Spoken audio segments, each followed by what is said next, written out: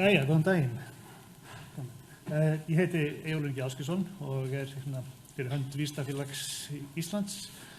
Velkomin á þetta málþing. Við erum með skemmtilega dagskrá í dag. Við erum með 3 frummælendur.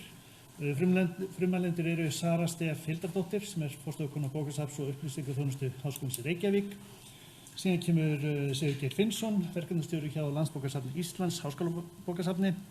Og síðan Sigurbjörg Jóhannesdóttir, verkefnastjóri hjá Háskóla Íslands. Þannig að það verður 3 fyrirlestrarar, það fyrir 20 mínútur hver, og síðan förum við í pallborð og í pallborðinu bætast við 3 aðrar viðbót. Það er Ásdís Jónsdóttir, sérfræðingur í forsætisráðuneytinu, Einar Karl Friðriksson, efnafræðingur og einkaleyfa ráðgjafi og Sóley Mortens, þróunarstjóri hjá Hafrannsóknastofnun. Þannig að bara að því ég hérna fyrir hönd Vísindafélagsins, þá vil ég bara nýta tækifæri til þess að hvetja ykkur til að fylgjast með okkur á Facebook. Við erum með mjög reglulega málstofur, áhugaverða fyrirlestra og slíkt, og við reynum að auglýsa þetta eins og mikið og við getum, en það kom upp hugmyndir að það hafi ekki alveg komist til skila stundum, þannig að endilega fylgjast með okkur á Facebook og til að vita hvað er í gangi hjá okkur. En ég held að sé ekki eftir neina bíða, þannig ég vilja biðja Söru að koma og hefja leikinn.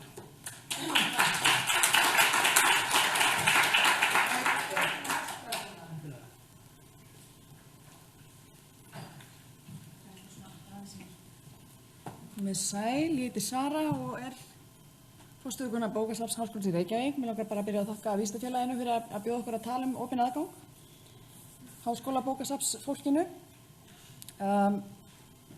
Ég hef nú starfað á háskólabókasöfnum orðið í þó nokkur ár og ég þekki sitthvað til umræðunnar opinn aðgang og það er munur þarna á opnum aðgangi og opnum aðgangi að rannsóknarniðurstöðum og svo opnum gögnum. Þannig að það eru nokkur hugtök á sveimi, en við ætlum að fjalla það sem ég fjalla í dag er opinn aðgangur, eins og hann hefur þróast síðan aldamótin 2000. En þið sjáu það er talsvert svigrúm til misskilnings eða breiddar í umræðunni. Umræðan opinn aðgang, hún er komin talsvert til ára sinna og hefur kannski mest farið fram bara innan háskólana, kannski eðli málsins samkvæmt, en það er bara gleðilegt að við séum komið saman á blandaða samkomu í dag, því að þegar raunverulega stefnur háskólana á Íslandi opinn aðgang fóru að birtast á vefum háskólana, þá var það kannski fyrst og fremst að þakka grasrótarstarfi frá háskólabókasafnunum sjálfum og haktivistum, svo kölluðum. Ég hálf sletti aktivistar, skiljið hvað ég er að fara. Þannig að ef ég fer nú bara yfir í mína fyrstu glæru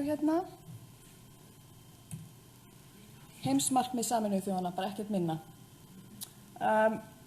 Þetta verkefni stendur nú yfir og fjallar sjálfbærni og ég tók kleip aðeins af vef Háskóla Íslands sem fjallar mikilvægi þess að við tökumst á við þær áskoranir sem að fylgja í nútíma heimi. Og í mínum huga að þá á þetta bara mjög vel við umræðuna opinn aðgang raunverulega. Og eitt af þessum buzzwordum, fluguorðum sem kannski hafa náð smá festu í samtalinu í dag er orðið hringrásarhagkerfi. Og hérna er eitt fullkomið hringrásarhagkerfi sem að lýsir háskóla eða rannsóknarstofnun sem er svo þykkur einhver opinber fjárframlög sem að þau nota til þess að fara í rannsóknir og nýsköpun og svo birta þau rannsóknir sínar á viðurkenndum vettvangi og þessar rannsóknir hafa svo áhrif á samfélagið sem að hefur svo aftur áhrif inn í háskólastofnun eða rannsóknarstofnun, ekki satt. Og þetta er falleg mynd. En myndin sem við búum við í dag, hún er eiginlega svolítið skökk. Þannig að þarna er áfram rannsóknarstofnun og það eru þarna opinber fjárframlög og þau eru notuð til þess að stunda rannsóknir og svo eru birtingar keyptar þannig að hægt sé að birta rannsóknarniðurstöður í viðurkenndum og virtum fræðatímaritum á fræðasviði viðkomandi. Og ég gerði þessa bólu viljandi svona frekar stóra vegna þess að þarna liggja raunverulega hagsmunir málsins og það má spyrja sig þegar við erum komin í svona stöðu þar sem við erum og þetta bara raunveruleikinn, þar sem verið að kaupa birtingar í virtustu fræðatímaritum heims, að hverjir hafa þá, eins og við höfum heyrt talað undanfarin misseri, hverjir hafa þá dagskrárvaldið í rannsóknum. Og þetta umræða sem er tekin erlendis núna í gríð og erg undanfarin kannski 10 ár. Eru það rannsóknarstofnanirnar sjálfar sem að leggja niður hvað er rannsakað eða eru það útgefendur sem að hafa þar áhrif? Og þá má spyrja sig enn frekar hvaða áhrif hefur þetta þá á vísindin og fræðin bara í sjálfu sér sem að ég gerir ráð fyrir að meirihluti salarins hér starfi við. En við skulum halda aðeins áfram. Þessi, kannast einhver við þennan?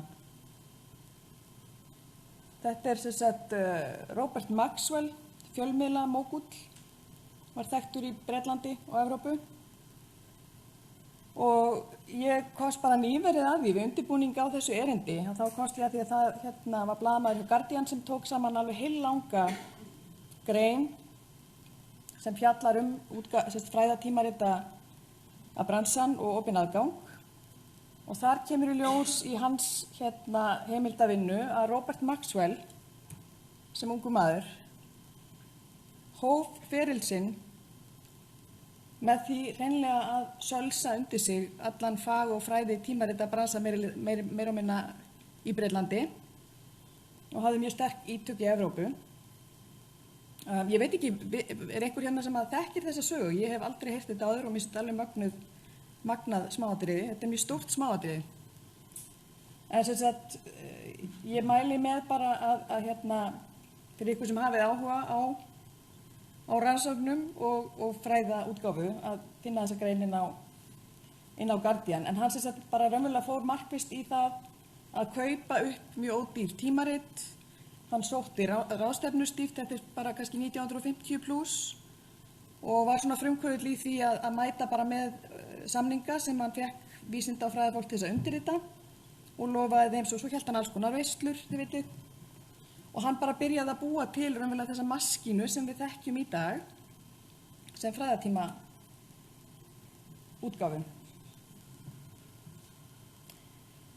Tímaritið Cell kom inn í þessa, eða hefur svo satt stöðu áhrifavalds inn í þessari sögu vegna þess að þarna árið 1974 og aðeins fyrir að þá var þessi ungi líffræðingur Benjamin Levin eða Lewin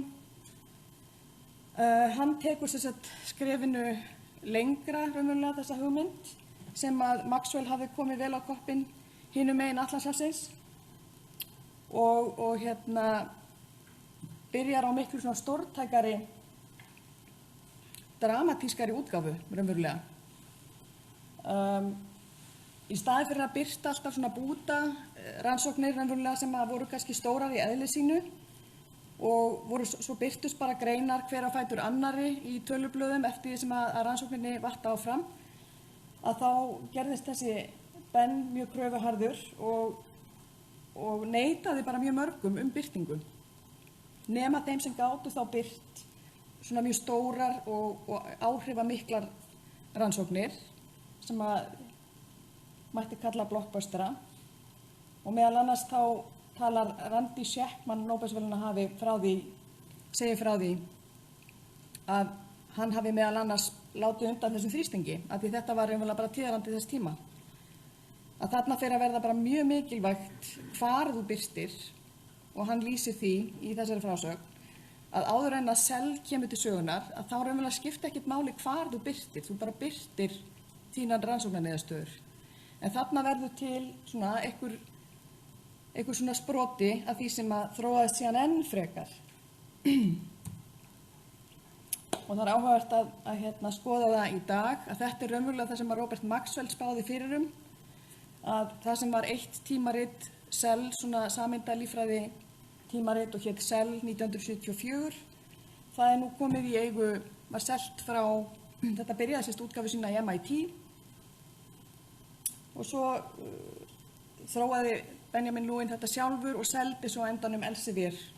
Þetta hefur síðan klofnað niður í þar sem að Robert Maxwell upp úr 1960 talaði og þóttist sjá að vísindin myndi alltaf greinast meira og meira niður í sérþekkingu.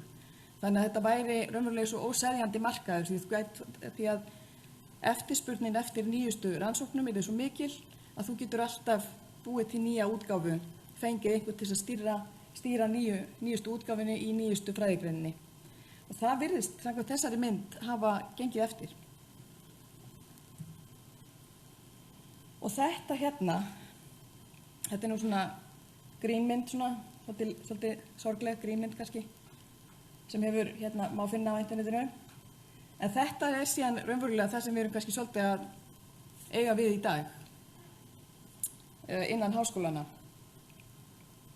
Og þetta grín tilkomið vegna þess að þessi maður hérna til vinstri á skjánum, Eugene Garfield og aðstofamaður hans þarna, Irving Scheer, að í vinnu sinni sem upplýsingafræðingur eða bókasafnsfræðingur eins og það var, hann var málvísindamaður líka,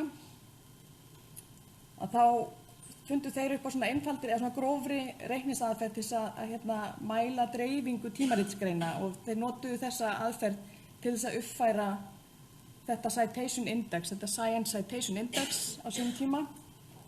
Þannig að þetta á 7. áratugnum fyrir þá sem að hlusta. Og þetta raunverulega, tilgangurinn var þessi, bara að sjá dreifinguna til þess að uppfæra listan og sjá hvernig vísindin væru að eiga einhverju samtali. Svo útgefendur voru ekki lengi á sér, sátu ekki flötum beinum eða lágu ekki flötum beinum lengi og þau byrjuðu sem sagt, útgefendur byrja strax eiginlega að tileinka sér aðferðina þarna í svona einhverju bjagari mynd með því að telja tilvísanir og nota þessa talningu til þess að meta einhvers konar, tala gæði sinna tímarita og svo auglýsa þessi gæði.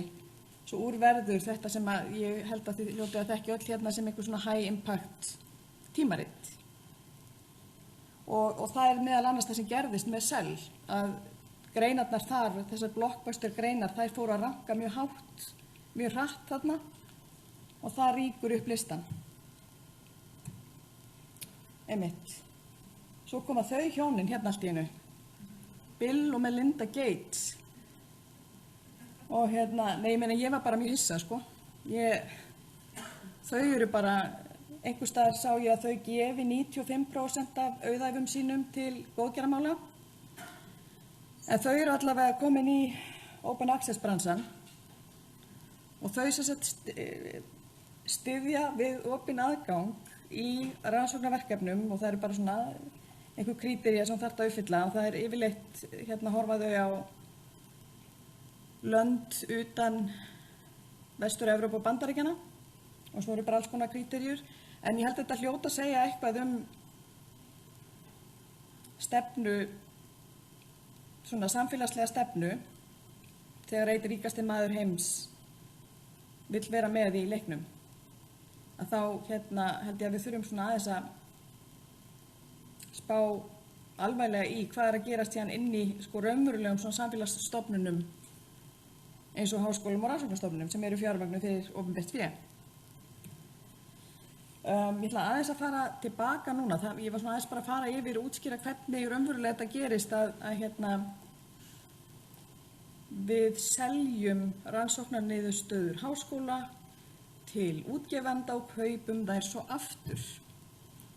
Og við höfum aðeins grínast með það hérna ég og Sigurgeir, þetta hljómar alltaf eins og maður sé að segja eitthvað vondan brandara þegar maður er að reyna að útskýra að þetta er raunverulega svona. En sem sagt, það eru þekktar 3 svona yfirlýsingar háskólarannsóknarstofnana samfélaga víða heim, Budapest, Bethesda og Berlín, sem er 2002 og 2003, sem eru svona eins og, svona grasrótar manifesto nauðsyn opins aðgangs. Og Og svo 2008 að þá skrifar þessi aktivisti Aaron Swartz svona Guerrilla Open Access Manifesto sem svona svolítið óþolinmóð manifesto því að hinar yfirlýsingarnar höfðu allavega ekki, það var allavega ekki hægt að koma því til skila með þeim sem að þeir sem að rituðu þar á þeim tíma hefðu viljað sjá. Þannig að þarna komið svona svolítil ókyrrð í fólk með að sjá neinar breytingar.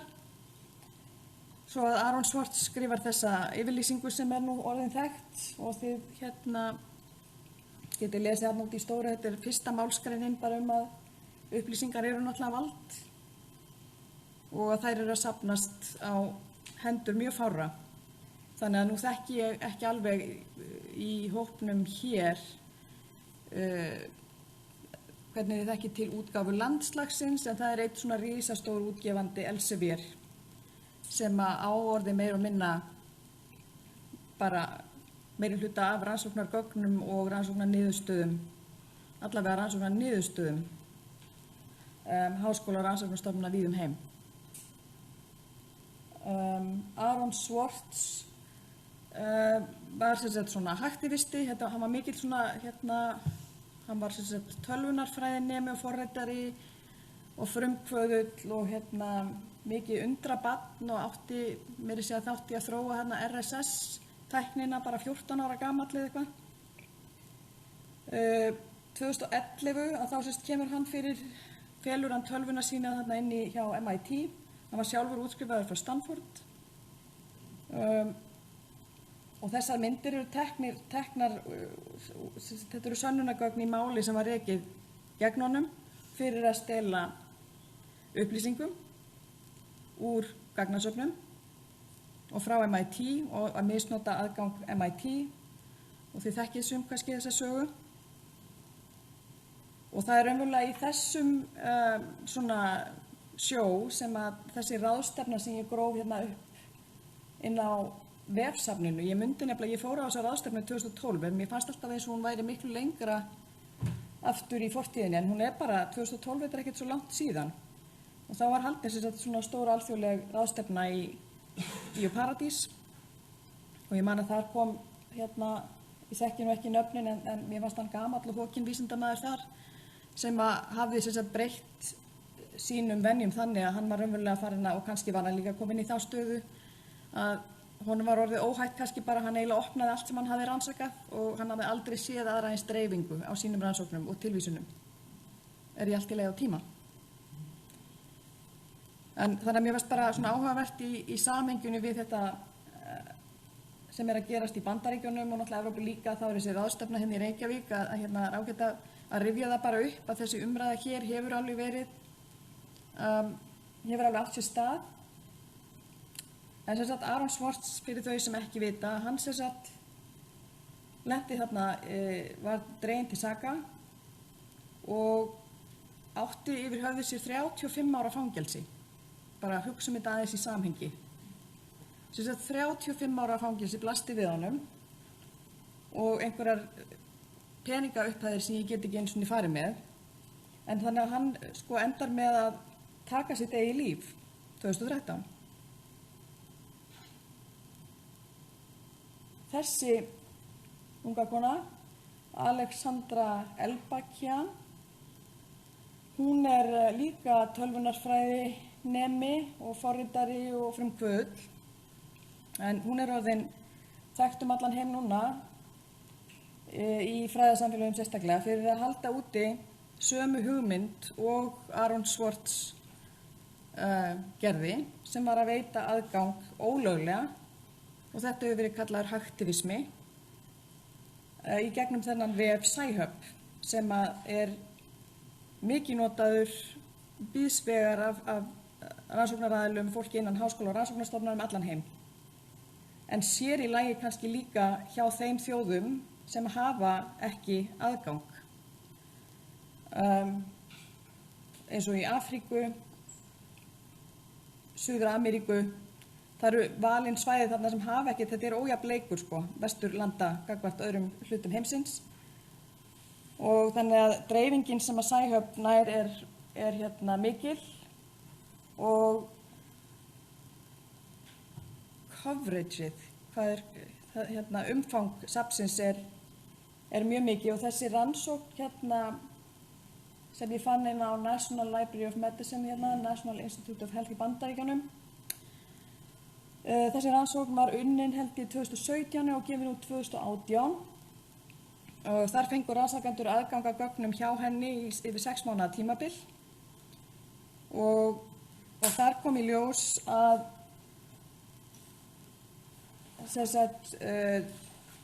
dreifingin eða notkunin á Sci-Hub myndin þarna til hægri fer stigvaxandi með hverju árinu og hefur tekið bara þarna nokkur stökk meira að segja.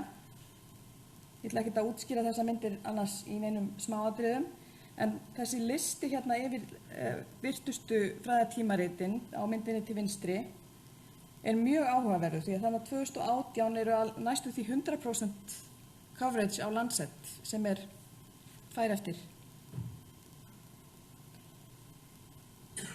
Þessi mynd, ef þið hafið ekki síðan ennþá, Paywall, The Business of Scholarship, þá mæli ég með að þið látið hana ekki fram hjá ykkur fara. Og nú er ég á þessu seina tíma, ég ætla að taka styttra vídeóið. Why is it so profitable? Well, publishing is so profitable because the workers don't get paid. I mean, what other industry, I can think of none, in which the primary workers, in this case the authors and reviewers, get paid nothing. Profit margins, in many respects in the publishing industry, are second to none.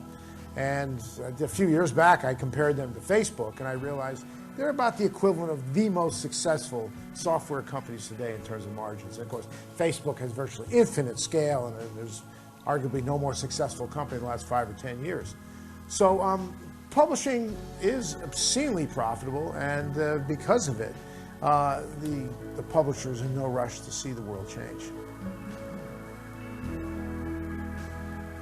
Ég mæli með, ég á eina glæru eftir. Kollega mínir munu fara nánar í svona smáatriðin í þessum málum. En sem sagt, ég stend bara hér í dag til þess að tala máli opins aðgangs og að við þurfum náttúrulega að fara í einhverjar aðgerðir svona, það þarf að vera einhver samantekin ráð og ég veit að hér eru fulltrúar frá ráðuneytum og sem hafa kannski unnið líka í vinnu opin aðgang. Það liggur á að stjórnvöld setji skýra stefnu opin aðgang sem að nýtist háskólunum svo að sé hægt að fara að vinna einhverja raunverulega vinnu og svo er fíllinn í herberginu. Það er framgangskerfi háskólana. Það er svona langtíma verkefni sem að þarf að leggjast í að skoða og finna út úr þessu. Því að ef raunverulega háskólarnir ætla að vera trúverðugir sem gagnrýna stofnanir, að þá er erfitt að sjá hvernig það sé hægt að vinna í svona umhverfi. En þá vil ég bara þakka fyrir mig í dag.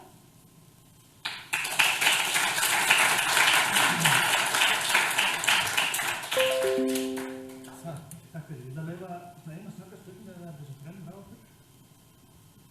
Ég langar bara að segja að Erlendi er fórstu vísindafélagsins og þetta er svo rosalega áhugavert. Mér langar bara að segja að það er ekki bara Afrikulönd sem þurfa aðgangi gegnum Sci-Hub. Ég er líffræðingur, ég skoða bara greinar á Sci-Hub, ég er ekki aðgang að neinu í háskólastofnun í Íslandi. Við teljum okkur með ríkustu utan heims. Akkurat. Þetta er búið gjörbreytta bara vinnuumhverfi okkar á Íslandi. Einmitt, já. Og bara, þetta er löggátt. Já, hitt vídeóið sínaði ekki að sína. Það er nefnilega fjallar þetta. Það eru nokkrir frá ólíkum háskólastofnunum þar sem eiga orðið og segja það sama. Nú er bara að spyrja, er þetta sem sagt, til dæmis starfsmann Sci-Hub, er þetta meira og minna raunvísindi eða er þetta hugvísindi og félagsvísindi þarna inni líka? 76 milljónir greina. Já, þessi listi sem þú sagði, já, það er ómælt magn. Öllum fræðasviðum. Ok, takk fyrir.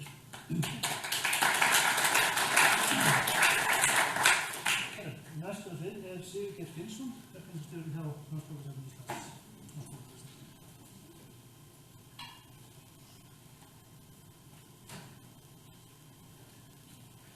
Komið sæl, ég heiti Sigurgeir Finnsson.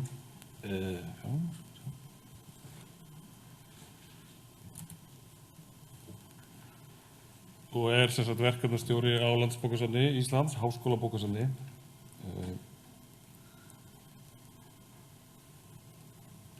Ég ætla að tala svona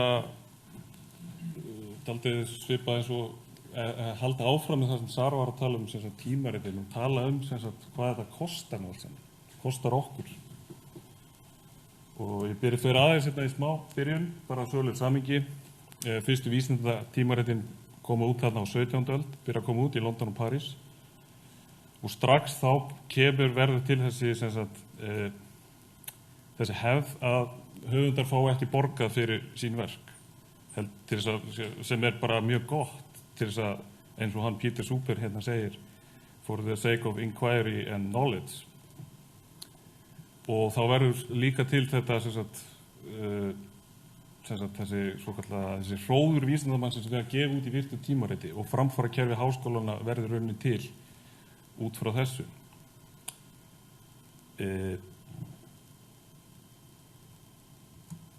Hlutverk háskólabókasafna að kaupa áskriftir að þessum virtustu og bestu tímaritum á hverju sviði. Og það mikil krafa frá háskólasamfélaginu að sem mest og best sé keypt. Því að til dæmis bara háskólar á Íslandi, eins og Háskóli Íslands að komast á topp 100 yfir bestu háskóla í heimi og þá þarf að kaupa aðgang að öllum rannsóknum sem mögulegt Og sem sagt impact-faktorinn sem að Sara var að tala hann var notaður, hann var fyrst og fremst búinn til fyrir bókasafn til þess að meta það hvaða tímarit væru mest og best og það fyrst og fremst frum tilgangur hans. Svo breytist þetta úr þessu prentaða módeli og yfir í rafrænar áskriftir og við erum svo heppin á Íslandi að hafa þetta afskaplega skemmtilega og góða fyrirbæri landsagang að rafrænum áskriftum þar sem við í samfélagi allra háskóla og rannsóknarstofnana á Íslandi leggjum allt í punkt til þess að kaupa áskriftir og þetta hefur starfað í 20 ár. Allir á Íslandi hafa aðgang, ekki bara háskólafólk, heldur bara allur almenningur og þetta og það einstakt miðað við marga erlendis og þetta felst dálítið mikið í samræðum viðræðum við þessa útgefendur. Og þetta eru þessir 5 stærstu útgefendur og það kannski engin tilvísun að logo Elsevier sé stærst þarna því þeir eru langstærstir. Og við erum líka í þeirri aðstöðu, útgefendur, við erum í þeirri aðstöðu að við þurfum að kaupa allt, við þurfum að kaupa frá öllum aðilum. Við getum ekki bara keypt frá Elsevier í dag eða í ár og sleppt hinum og keypt frá Springer á næsta ári. Við þurfum að kaupa allt. Þetta eins og ég væri iðnaðarmaður og ég þyrfti að versla allt í Bíkó, Húsasmiðjunni og Bauhaus og einhverjum 5 litlum öðrum alltaf. Ég þyrfti alltaf að kaupa borvélar frá 7 aðilum. Enda og það þessir útgefendur þeir vita það, þeir vita að þeir eru í þessari stöðu. Og þegar þeir vita það að allir háskólar eru í samkeppni innanborðs og þeir sín á milli og þeir þurfa aðgang að öllum rannsóknum. Þannig að þeir eru gríðarlega sterkir samningaaðstöðu enda hafa áskriftir hækkað og fara sífellt hækkandi og háskólasamfélagið bara allan heim að borga samanlagt 7 til 8 milljarða á ári fyrir áskriftir.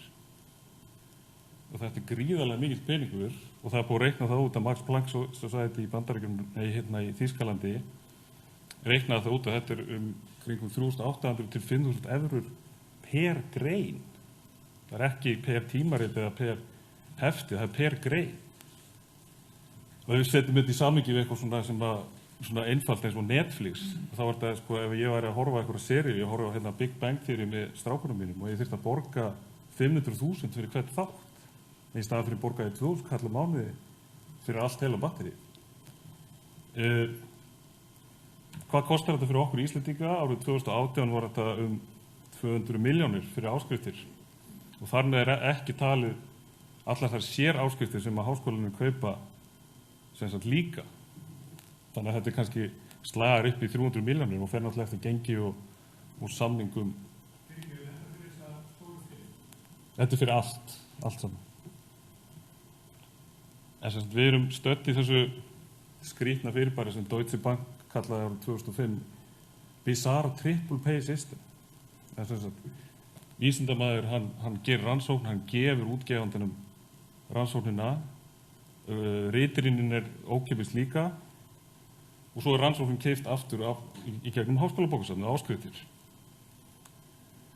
Og hagnaður þessara stórfyrirtækja sem að gefa út alveg gríðarlegur. Þetta sem stilla úr þessari mynd sem að talaði um paywall. Þarna erum við að sjá í profit margins upp á alltaf 40%, sem mun meira en eins og þessi stærstu þekktu fyrirtæki sem þarna á súlunni. Það náttúrulega, Elsevier ekkert þekkt fyrirtæki í heiminum, í global samhengi. En þeir eru sko örugglega bara það stöndugasta í heimi, en það hagnaður árið 2018 $1,2 miljardar sem svakalegt. Aðeins opinn aðgang, þá hugmyndin opinn aðgang verður til þarna í upphafi 21. aldar þegar rafrænar áskriftir verða til og birtist þessum 3 yfirlýsingum þarna 2002 og 2003 og kemur í þessum yfirlýsingum kemur í grunnatriðum það fram að mjög einfalt. Aðgangur af vísindaefni eigi að vera opinn og án allra hindrana, tæknilegra og efnahagslegra. Og allir geti notað þetta efni svo lengi sem höfundur og samdarréttur sér virtur. Þetta er bara mjög einfalt og basic, en einhvern veginn hefur þetta ekki náð að ganga fram sem skyldi og ég vil meina það að útgefendur hafi notað sér hugmyndina opinn aðgang. Þeir hafa dálítið svona hijackað eða stólið hugmyndinni og komið með svar við open access og til þess að tapa ekki peningum og búið til það sem kallað hybrid tímarit sem tímarit sem áskriftartímarit og selt sem slíkt til útgefanda, til bókasafna á háskóla, en það er líka hægt að kaupa höfundar geta borgað fyrir birtingu í tímaritinu, svo staka grein eða vilja hún birtist í opnum aðgangi og borgað fyrir það gríðarlega há gjöld og þetta er bara auka gjöld sem bætast ofan á sem háskólar og rannsóknarstofnanir eða höfundar, hver sem borgar þetta bara bætist ofan á þessar áskriftir og áskriftargjöld hafa ekkert minnkað þrátt fyrir þetta nema bara þvert á móti. Þetta eru svona dæmi hæstu mögulega APC-gjöld helstu útgefanda, það er tala $5,000 per grein. Og sko, af hverju er $5,000 eða $4,000 eða hvað það er? Þetta er rauninni mjög svipuð tala og ég nefndi áðan tölurnar frá Max Planck. Það sem við erum að borga, háskólasamfélagið allan heim er að borga núna fyrir áskriftir. Þetta er rauninni sama tala, eða svipuð tala. Og þetta er bara til þess að til þess að þeir haldi áfram að græða á okkur.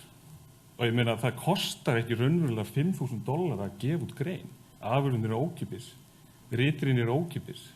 Það er engin, þetta er engin kostnaður. Og hver er ástæðan? Það er bara einfaldlega bara gróði, það er græðgi. Það er ekkert annað í stöðinu.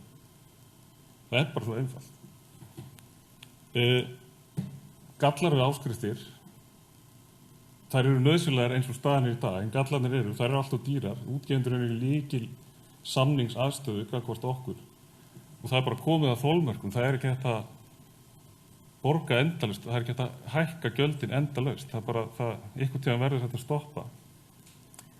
Og það er heldur engin trygging fyrir því að efni sem er keypt í dag verði keypt á næsta ári. Það fyrir eftir samningum og geðþótta útgefandans. Þannig að við getum ekki, við getum ekki gert ráð fyrir því. Að því útgefandinn ræður því. Hann á allan höfundaréttin því að höfundar afsala sér höfundarétti til útgefandans. En það eru breytingar að eiga sér stað og það er til dæmis þetta plan S þarna sem er svona yfirlýsing frá einhverjum 11 eða búin til á 11 evrópskum rannsóknarsjóðum og þar eru tilgreint 10 atriði til þess að ná fram opnum aðgangi og hefur verið gagnrýnt af fræðimönnum sem telja þetta skerða sitt akademíska frelsi hvar megi birta, en ég spyr bara á móti hvað á akademískt frelsi að kosta. Er það bara, verðið bara endalaust, sko. Afleiðingar af þessum háu afskriftargjöldum eru að fleiri og fleiri eru að segja upp afskriftum. Stórar stofnanir eins og University of California eru að segja upp afskriftum við Elsevier og stór samlög í Svíþjóð og Finnlandi og Noregi eins og Unit, sem svona eins og landssamgangur, hafa sagt upp afskriftum. Það eru nýjir samningar að vera til. Þessar samningar á þessi áskriftamódel sem hefur verið hingað til svo kallar REIT-módel, að það við kaupum áskrift til þess að lesa. Og nú að vera til nýjir samningar sem kallast Publish and Read og þá felst í þeim sem sagt bæði þá eins og þessi Unit samningur sem var gerður í vor og það felst í því bæði lesaðgangur og sem sagt það greidd eru APC-gjöld til Elsevier fyrir alla greina sem að norskir höfundar birta hjá Elsevier. Þá er þetta borgað í einu lagi, en þetta hefur kannski verið borgað í tvennu lagi, þegar stundum verðum við að kaupa áskriftar af tímariti sem að fræðimaður hjá stofnunni hefur borgað útgefendum fyrir að fá birt í. Hvað stöndum við í þessum málum? Ísland er vegna þess að við erum lítið land og við erum kannski ekki mikið að birta, þó við birtum mikið, þá er það ekkert mikið miðað við stærstu háskóla í heiminum. Þannig að við erum meira svona read bara í eðli okkar heldur publish, þannig að við þurfum svona að fylgjast með hvað gerist út í heimi og við munum gera það. Og ég veit að þeir sem að standa landssamgangi farin að gera miklu styttri og styttri samninga bara eitt ár í senn til þess að sjá hvað gerist.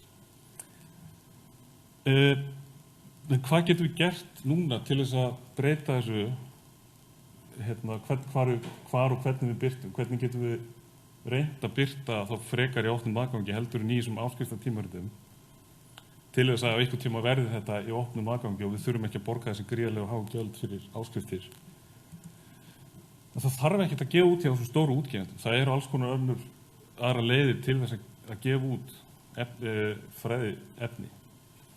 Í Directory og Open Access Journals eru þúsundir gæða tímarita sem gefa út í opnum aðgangi og hafa lítil sem engin APC-gjöld. Ýmsir háskólar eru búin að koma á fót Open Access útgáfu, til dæmis Stockholm University Press.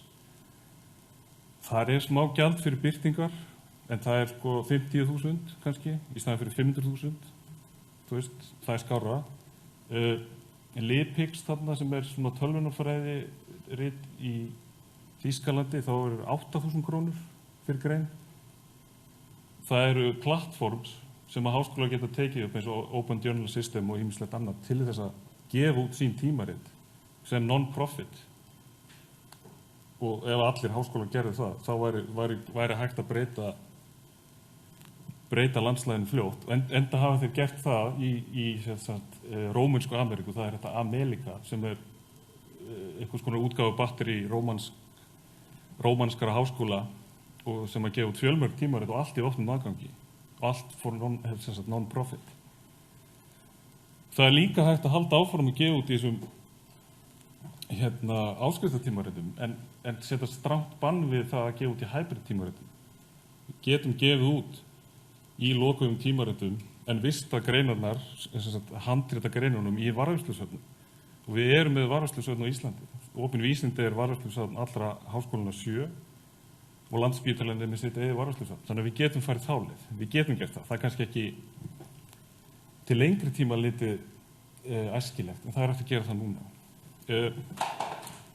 Við þurfum að vera með skýra stefnu. Stefna stjórnvalda er rauninni bara þessi eina grein frá í lögum opinberan stuðning við rannsóknir sem var bætt við 2012 og þarna er sem sagt gefið færi á undanþágum og þarna er ekkert skilgreint hvernig á að birta í opnum aðgangi. Það er bara þessi eina setning, það er engar verklagsreglur. Það þarf að kveða sterkara orði og í rauninni bara gera birtingi í opnum aðgangi að skyldu. Og það er vinna hafin á vegum menntamálaráðuneytisins að stefnu opin aðgang og opin gögn og hún er bara í vinnslu eins og er.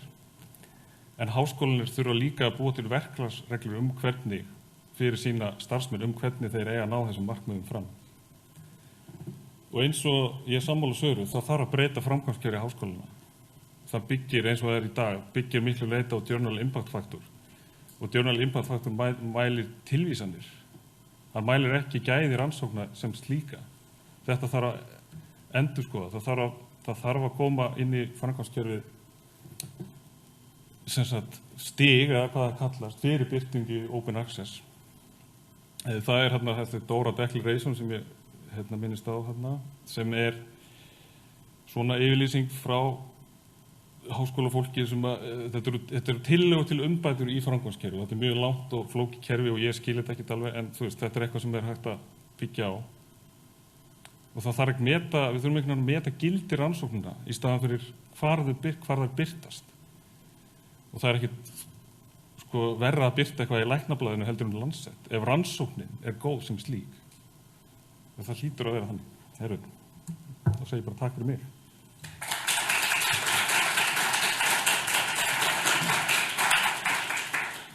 Takk fyrir. Spurningar? Mig langar að spyrja takk fyrir erindi. Ég samhengi við þessa síðustu ræðuræðir með Journal Impact Factor. Já. Útgáfan í Lancet og sagan af bólusetningarlæknum. Já. Já, það sem sagt þegar Það lýsa Impact Factor. Já, náttúrulega Lancet er virtasta tímarit í læknisfræði og þar var birt árið 1998 rannsókn eftir breskan lækni sem ég man ekki hvað heitir Wakefield, já, sem sagt tengsl einhverfu og bólusetninga og hefur haft gríðarlega áhrif enn þann dag í dag að það komnar fram eins og þið þekkið sem sagt fólk er að fara að gagnrýna bólusetningar en þessi rannsókn var bara bull og hún var reyndar dregin tilbaka af Lancet en hún birtist þar. Ef við talum að þetta sé að gæða tímarit þá náði hún að birtast þar. Þrátt fyrir þessa góðu rýtrýni og hvað þetta er sem þeir mæla sem gæði. En þetta er svona eitt dæmi um það. Já, þetta er náttúrulega einstakt dæmi en þetta er svona dálítið sláandi sko. Og rannsóknin þótt hún hafi verið dregin baka úr tímaritunum þá voru áhrifin komin út í samfélagið. Og þetta er til orðið yfir þetta hvað þetta kallast. Þetta kallast ekki impact heldur grimpact. Þetta er neikvæð áhrif vísinda rannsókn niðurstaðna. Já, ég vildi spyrja mig eitthvað sem kannski ekki talað um mig í báðum kynnum en náttúrulega öskrar manni þessar ótrúlega háu fjárhæðir en það er kannski, ég veit ekki hvað útgerðum ég myndi segja þeir segðu já við vinnum náttúrulega mikla vinnu í rýstýringu og allir sem virta og vinna með í tímaritum vita að þetta er heilmikil vinna. Hver gæti tekið að sér þessa vinnu til þess að fókast að borga svona háar fjárhæðir? Það er góð spurning. Ég hef ekki hugmynd. Já. Ég veit Sigurður Nýskarsson, jarðhafnafræðingur og ég er forseti Evrópusambands jarðhafnafræðinga og við erum að reyna að bregðast þessu. Já. Og bara, ég þarf að reyna að róa því og svo reyður alltaf þegar að við áttum, við erum með 3000 members og við byrjum að opna svona að búa tímarit og opna ákvæmdi og fórum þá meira tíma sem við vissum að myndum frá strax á hann þannig við vorum þar með morgun einn grein mjög þekkt vísna. Þetta er svona að byrja þetta um að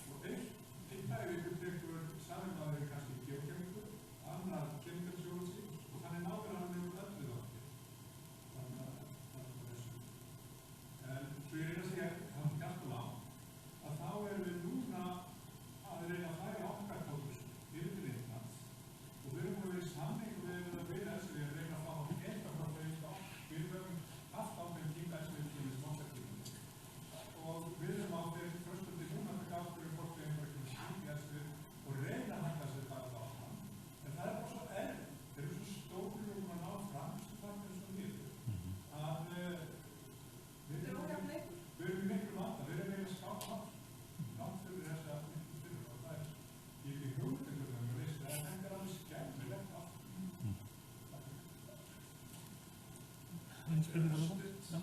Já. Pínu á skáli vísindasamfélagsins. Það hvað og landsamgangin en það tala beinlínis þurfi Sæhöfn. Þetta bara það? Já, Já, náttúrulega, það bara, kannski, það örfá stærstu samgönguþætti með, að selja ekki á verkefæðslega ekki þess að stundum. Svo framvegis, þannig að við höfum, ég hef ekki aðgang mína í umhverfið. já, sko þetta, það er mikið keypt í landsamgangin, það er ekki allt. Það er ekki allt efni keypt. Og það er engin háskóli sem getur keypt allt. Já. Já, einmitt. Og svo er stundum þótt að sé keyptur aðgangur þá kannski einhver svona birtingartöf, þá er embargo. Þannig að það opnast, tímaritin kemur út í janúar en þannig að opnast ekki fyrir inn í júní eða desember eða eitthvað. Sko Birgir veit það örgulega.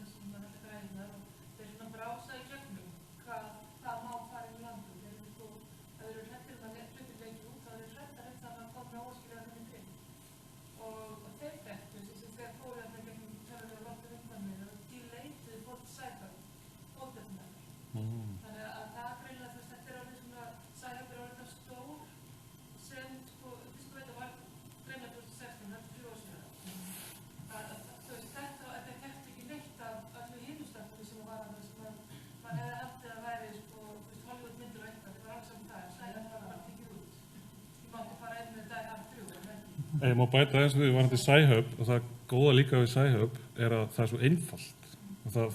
Þú slarð bara dóinúmerinu sem er svona númergreinar eða titlinum og ítir á enter og þá opnast bara PDF-ið. Það er bara eitt klikk. Þannig að en meðan að þú veist, við háskólabókasöfnum þá er þetta oft eitthvað 3, 4, 5 klikk og þetta er bara notendavænna.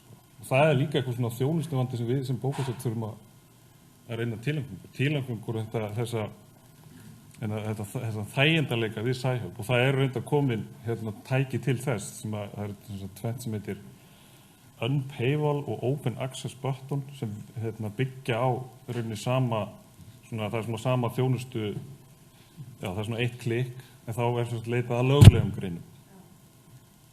Innan okkur,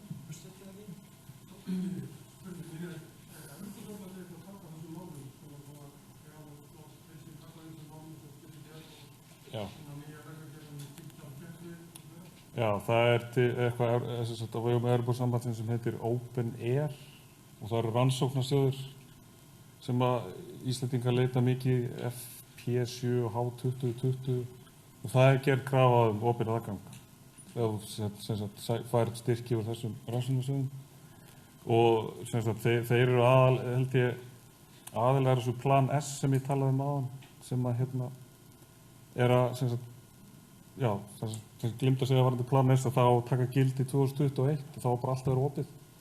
Fyrst var það 2020 eftir í næsta mánuði en þeir breyttu því 1 ár.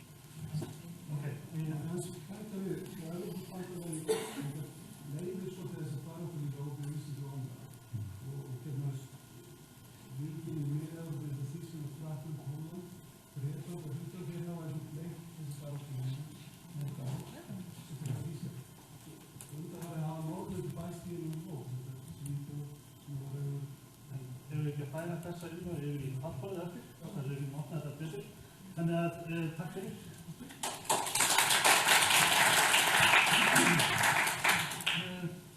Nú komið að Sigrún Jónsdóttir, verkefnisstjóri hjá Háskóla Íslands, að geta hérna við erindið. Sæl. Gaman að koma hérna og vera með ykkur í dag. Hafið þið lesið þessa bók? Rétt upp hendi. Ok, ég ætla að láta hana ganga. Hún til sem PDF á netinu, en þið getið líka að keypt hana og þetta biblían okkar. Þannig að hún var skrifuð 2012 en hún ennþá alveg valid. Þannig að ég mæli með því, finna á netinu, lesa hana þar eða kaupa hana og þetta rosalega góð bók til að taka með sér bara upp í rúm á kvöldinu og lesa.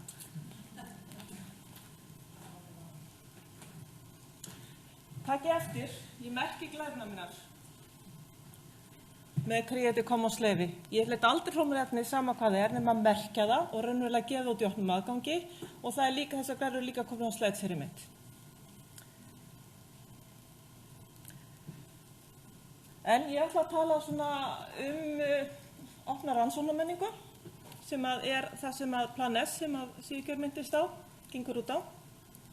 En ég ætla að gera það út frá þeim upplýsingum sem við höfum í Íslandi og ég var með rannsóknum í Íslandi raunar 2014 sem að ég ætla að segja ykkur örlítið frá og ég hef verið að skoða meira en ég ekki komið það nógu langt, hef ekki unnið úr því nægilega til að sýna ykkur.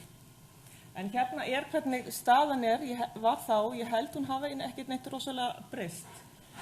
Þetta svona bara nokkra staðreyndir hérna á Íslandi, eða erlendis 28% af öllum heildartextum 2018 sem eru gefnar út í opnum aðgangi og svo hérna á Íslandi að þá eru heildartextar hún Sólveig Þorsteinsdóttir, hún tók alla íslensku útgáfu árið 2013 og athuga hvort hún fyndið á netinu og gaf út svo grein. Þetta voru minimum 1200 greinar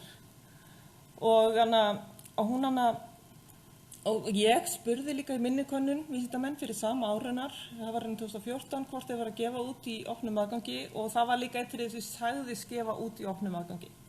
En svo með því að skoða það betur og þá raunverulega var kannski ekki opinn aðgang að ræða. Og þetta efni frá Sólveigu líka, það var ýmist kannski á vefsíðum, kannski ekki endla í opnum aðgangi. Af því að þetta svona svolítið kannski markað fyrir bara hvað nákvæmlega opinn aðgangur, en allan aðgangur að því á netinu. Þetta sem ég ætla að tala núna, ég ætla að byrja að segja bara hvernig ég nota þessi hugtök opinn aðgang og ókeypis aðgang, en þetta svolítið rétt notandans hvernig það nota efnið. Ég tala opinn aðgang og ókeypis aðgang. Ég ætla líka að tala miðilinn sem höfundurinn velur til að koma efnið á framfæri og hvort það felist kostnaðariði fyrir hann vegna þess að það svo oft misskilningur einmitt þar. Höfundur halda að það kosti svo rosalega mikið að gefa út í opnum aðgangi. Og svo ég svona með nokkra valda niðurstöður úr rannsókninni sem að ég framkvæmdi 2014 og aðeins meirum þá eftir og svona alveg í lokin að ætla aðeins að koma inn á svo opnu rannsóknarmenningu og hvað stendur hugsanlega í vegi fyrir því að við náum að þrósa menningu hér á landi, hvað við þurfum að gera.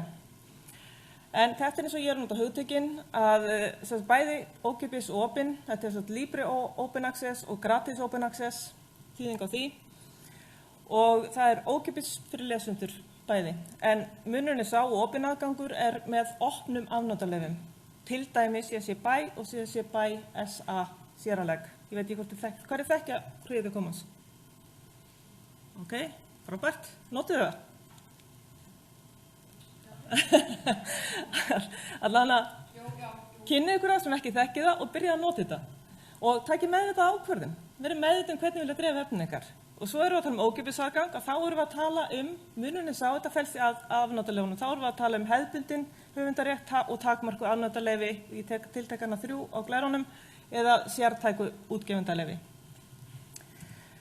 Þetta miðillinn, það tímaritinn, það platinu diamantaleiðin, hún ekkert að kosta fyrir höfunda, en gullnaleiðin, hún að kosta fyrir höfunda og svo áskriftarleiðin sem kostar ekkert heldur fyrir höfunda. Þannig að þetta þessar 3 leiðir til að birta í tímaritum og svo höfum við varðveislusöfnun sem öðru nafni græna leiðin og sjálfsvarðveisluleiðin.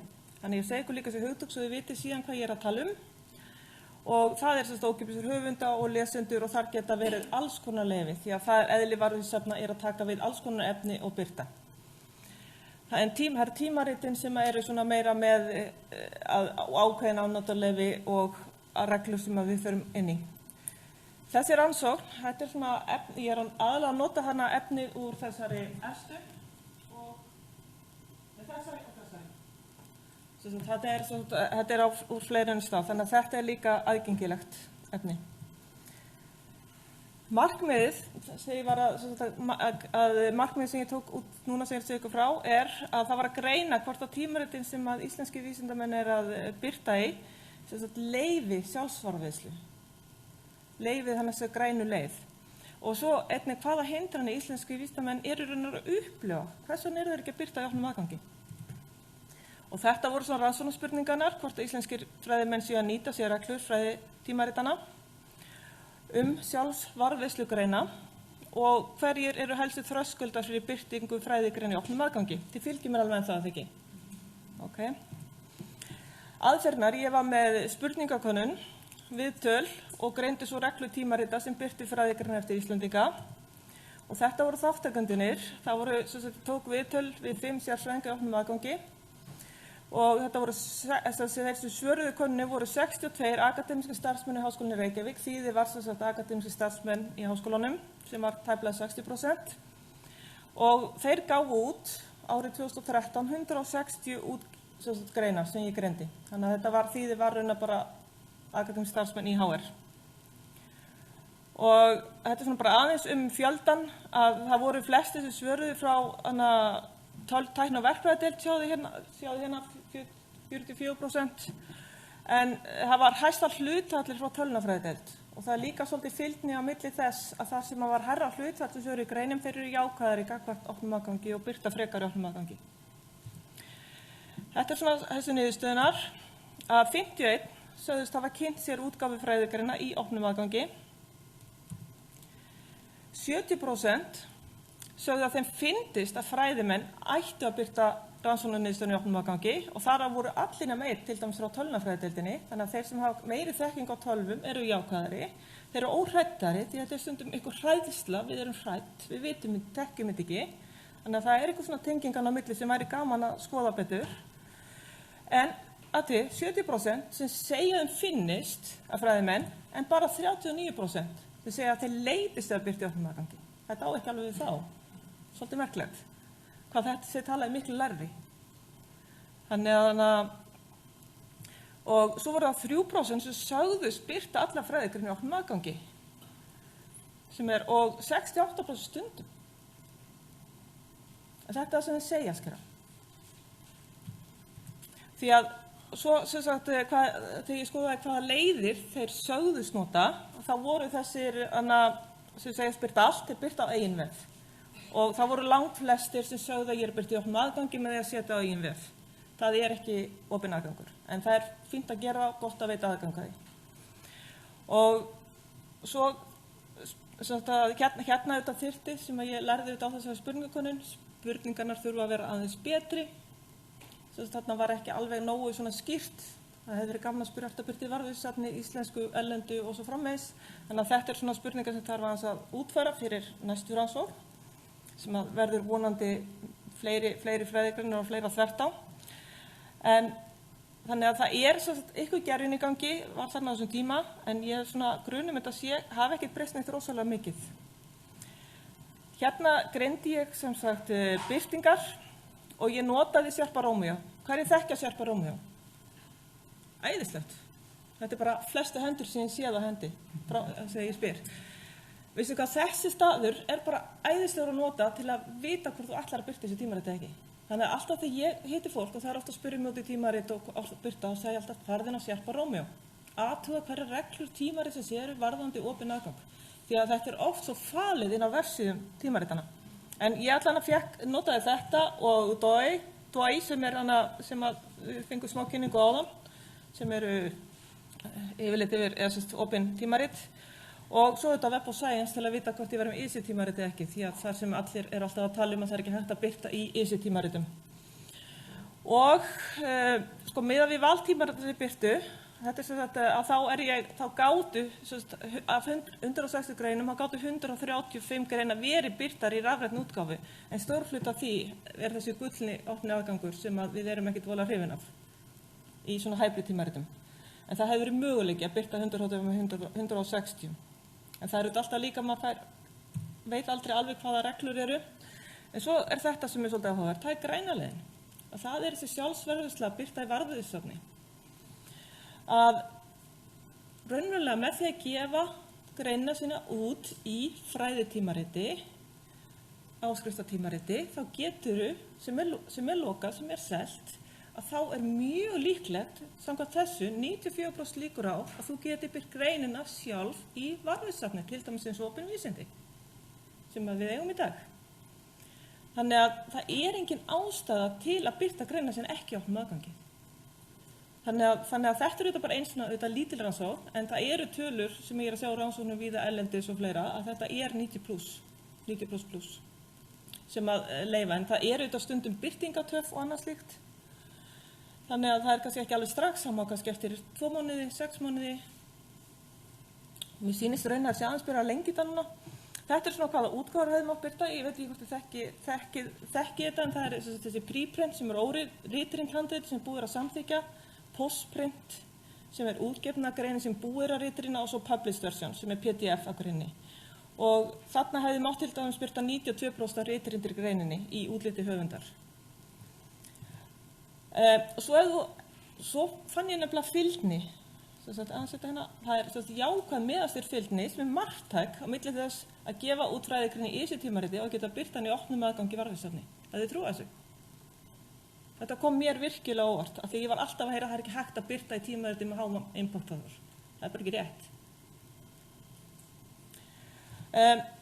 Þannig að það voru 98%, þetta voru 127 greinar, það voru 129 greinar sem voru ISI-greinar sem voru aðna og það voru 98% af þeim sem hægt að birta í sjálfsvarðveislu. En þegar ég greindi hinn tímaritin, þau eru þetta færri, en þá var það 59%. Þannig að það meiri líkur að þú geti birt í sjálfsvarðveislu sjálfur í opnum aðgangi ef það birt í ISI-tímariti. Þetta var svona hlutverk greina, mér datt í hug ykkur hefði kannski áhuga að sjá að því að það eru alls konar svona reglur í samtíð hvar þú máttur að birta greina og að birta í þessum áskriftartímaritum. Þá það sem var hæsta hlutfallið hinn í varðveislusafni stofnunar sem höfundur vinnu hjá og það var meira að segja það sterkt að 50% af þessum tölum, tæplega 50% af þessum tölum sem ég að minnast á núna, höfundur hefði ekki getað birta nema í varðveislusafni stofnunar. Þess vegna svo mikilvægt að við byggjum upp gott varðvísisöfn eins og opin vísindi, hirsluna og annað slíkt. Þetta skiptir okkur gríðarlega miklu máli að geta komið efnin okkur þarna út. Þetta svona hindranir sem vísindamennir upplifa. Þeir upplifa mikinn kostnað við að birta greinarnar sínar í opnum aðgangi. Þetta telur ekkert í matskerfi háskólana, hvers vegna hefur að þessu. Góð tímarit? Nei, þau leyfa ekki opnum aðgang, ég ætla ekki að birta þar. Gæt opinna tímarita eru slæm og þetta ekki voru opnum spurningum og það sem efst það sem flesti svöruðu án þess að væri að spyrja út í þetta. Þannig að þetta svona, svo minnkaði þessu niður. Þau eru ekki meðvitið bara að birta í opnum aðgangi, þekkingaleysi, erfitt að átta sig á reglum útgefanda sem alveg rétt. Menningin svona að vísindasamfélagi að nota loku tímarit, það bara ekkert síður að vera að birta í opnum aðgangi. Þannig að við sjáum það að rannsóknarmenningin að skipta máli. Og þess vegna þurfum við að huga því hvernig og hvað við ætlum að gera og hvort við viljum við vinna í opinni rannsóknarmenningu eða ekki. Það enginn sem segir endilega að það sé það rétt af því það eru líka alveg einhverjir sem að gagnrýna það og annað slíkt. En ef við viljum það, að þá það sem að gera sig kringum okkur. Alþjóðleg umræðan hefur þróast út í það að við þurfum að skapa rannsóknarmenningu þar sem opið sjálfgefið. Það default. Það þarf að ríkja jöfnur á milli ólíkra rannsóknarkerfa og að menningin okkar sé þannig að hún styðji við að allt efni sé jafnopið, af því að þetta svolítið mismunandi í dag á milli kerfa. Og líka gögnin, ekki bara greinar og líka svona annað efni eins og sem tengist. Þannig að við erum ekki bara að tala ritrýnda greina, við erum að tala jafnvel kynningar eins og ég kannski var að kynna núna niður rannsókn, þá væri það birt líka opið. Og plan S það sem við erum aðeins búin að koma inn á sem raun og svolítið bylting og það alls konar gagnrýnisræddir líka það. En þetta stutt að Coalition S og unnið með Evrópusambandinu og fleiri aðilum. þar sem að þeir bara eru einfaldlega að spurja, eða spurði til þeir voru að byrja, ætlum við að halda núverandi útgáfukerfi, við ætlum að breyta þessu, við ætlum að búa til gegnsæi, við ætlum að búa til opna rannsóknarmenningu og við ætlum að birta allt í opnum aðgangi núna frá 2021. Og við ætlum að búa til kerfi sem rekið af og fókusað á þarfir hins akademíska samfélags. Og það eru líka ræddir það að peningana sem við erum að nota í áskriftir í dag, ef við myndum nota þá til að greiða okkar fólki, eins og til dæmis þannig að var ekki jarðfræðingafélagið ekki? Til dæmis þeim, að þeir getur bara fengið peninga í staðinn. Peningarnir myndir bara færast til. Það er líka, og það er rosalega miklu peningar í þessu. Hugsa hvað við getum gert þessa peninga ef þeir hættir að fara í einhvern gróða hjá einstaklingum og svona öflugum fyrirtækjum. Þannig að við erum að vinna langmesta vinnuna. Við erum að skrifa greinar og við erum að ritrýna, þannig að við eigum alveg að geta líka komið góðum pródúsurum og umbrotusmönnum og öllu í sambandi við þetta. Við þurfum ekki að greiða öðrum. En opinn aðgangur, sem sagt, núna er umræðan að þetta sé ekki viðskiptamódel eins og hefur verið, eins og þessi hybrid tímarit hafa gert. Þau hafa breytt opnum aðgangi viðskiptamódel sem átti aldrei að verða og það er líka eitthvað sem við þurfum bara að hætta að líta og hætta að taka þátt í. Og það er líka til núna sem Evrópusambandið, þegar var spurningum þaðan, fyrstu styrkinu voru skilyrtir, FP7 voru skilyrtir við það að gefa alla greinar út í opnum aðgangi. Þannig að ef þú fyrir styrka varst að gefa út í opnum aðgangi. Og við fengum fulltrúa hér á Íslandi sem átt að sjá þessu okkar vísindamenn verið að gefa út í opnum aðgangi. Og síðan kemur Horizon 2020, þá bættist við líka rannsóknargögn. Þannig að það er ekki bara að gefa greinar, heldur líka gögnin. Og það hefur verið mjög fyllt í eftir og þetta er oft rosalega mikil áhrif einmitt Evrópusambandið á þessi mál. Og svo núna er plan S. En allavega, þannig að hvað getum við gert inn á Íslandi? Að það er bara til að, þetta er bara mitt álit á því sem ég hefur að lesa með til og rannsóknum minna fleira, að það til að við náum þessari opnu rannsóknarmenningu, þá þurfum að koma svona öflug hvati og fyrst og fremst stuðningur á stjórnvöldum. Og allar rannsóknir sem ég skoða erlendis segja það, þetta er ekki hægt nema að komi mikil stuðningur, hvati, stefnur og fleira frá stjórnvöldum. Þannig að númer 1, við þurfum stefnu. Það er algjörlega komið tíma á það og það er bara frábært að það dæmi sé komið í vinnslu. Að það sé núna verið að gera stefnulóksins. Og stofnanirnar, þessar fáu sem við eigum, sem eru búin að gera sína stefnu, þær þurfa að fara að uppfæra þær og hinni þurfa að fara að búa til nýjar. Allar okkar stefnur eru svona hvatastefnur, þannig að við þurfum að fara að gera þetta af skilyrði, þannig að við þurfum að vinna í okkar stefnun uppfæraðar. En líka þessar stefnur sem eru, við höfum ekkert verið alltaf duglega að fylgja. Til dæmis svona framkvæmdaráætlanir og fleira hafa týnst, svona einhvers staðar hjá einhverjum skólum. Þannig að það skiptir rosalega máli að framfylgja stefnunum, ekki nóg að setja bara einhver orð á blað. Og við þurfum að bjóða höfundum upp á varðvísafn eða gagnasafn, eins og ég nefndi áðan, við erum komið með ykkur, en við þurfum að gera ennþá betur, af því við þurfum að geta sett inn allar afurðir rannsókna inn, ekki bara ritrýnda fræðigreinar sem búið að gefa út annars þar. Við þurfum að geta sett inn gögnin okkar, ég þarf að geta búið til kynningu í vídeo hana rannsóknina minna og geta tengt það við og setta inn með. Ég þarf að geta skrifa almennilega blaðagrein, setta inn með, og það er einhvern veginn, og svo bara góð leit. Þannig ég vil helst bara sjá svona risastórt íslensk gagnasafn, svo opið vísindi svona alveg bara yfir allt og svo bara ofsalega öfluga leit. Það er svona minn draumur. En við erum á réttri leið með því að, og líka verið búin að fá hana eins og Landsbókasafnið hefur tekið boltan og ráðið inn auðvitað sigurgerð í þetta og annað slíkt, þannig að þetta er mjög fínt. Allt eitt skrif í einu. Og svo þurfum við að fræða því að mest af þessum hindrunum sem vísindamenn upplefa er byggt á misskilningi, þekkingarleysi og það sem þeir halda er ekki rétt. Þannig að við þurfum að fræða og við þurfum að hafa umræðu. Þannig að, já.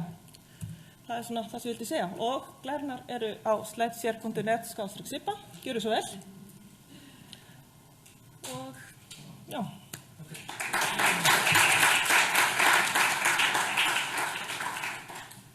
Ég vil bara dempa okkur beint í pallborðið og þá gefst tækifæri til að byrja að finna það. Í pallborðinu átt að bætast við hérna Ásdís Jónsdóttir, sérfræðingur í forsætisráðuneytinu, Einar Karl Friðriksson, efnafræðingur og einkaleiðarráðgjafi og Sóli Mortens, þróunarstjóri hjá Hafrannsóknastofnun. Þannig að Við bara slappa á þessu við kannum bara það. Okay.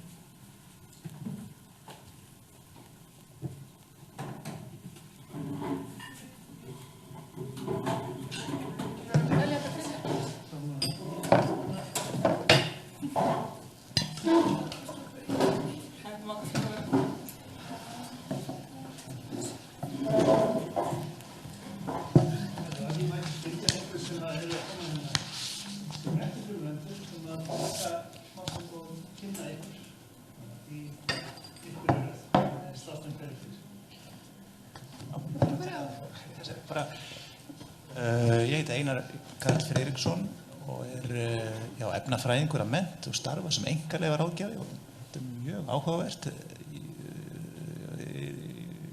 Ég kem ekki þetta, við getum komið inn á það meira seinna, þetta snertir hvernig svona upplýsingar snerta mína vinnu og þetta einkaleyfa kerfi náttúrulega pínu kannski á sumu leyti á skjön við upplifa menn svona opið rannsóknarsamfélagi, samt kannski ekki þann hátt sem að það ekkert óttast í sjálfsveldi.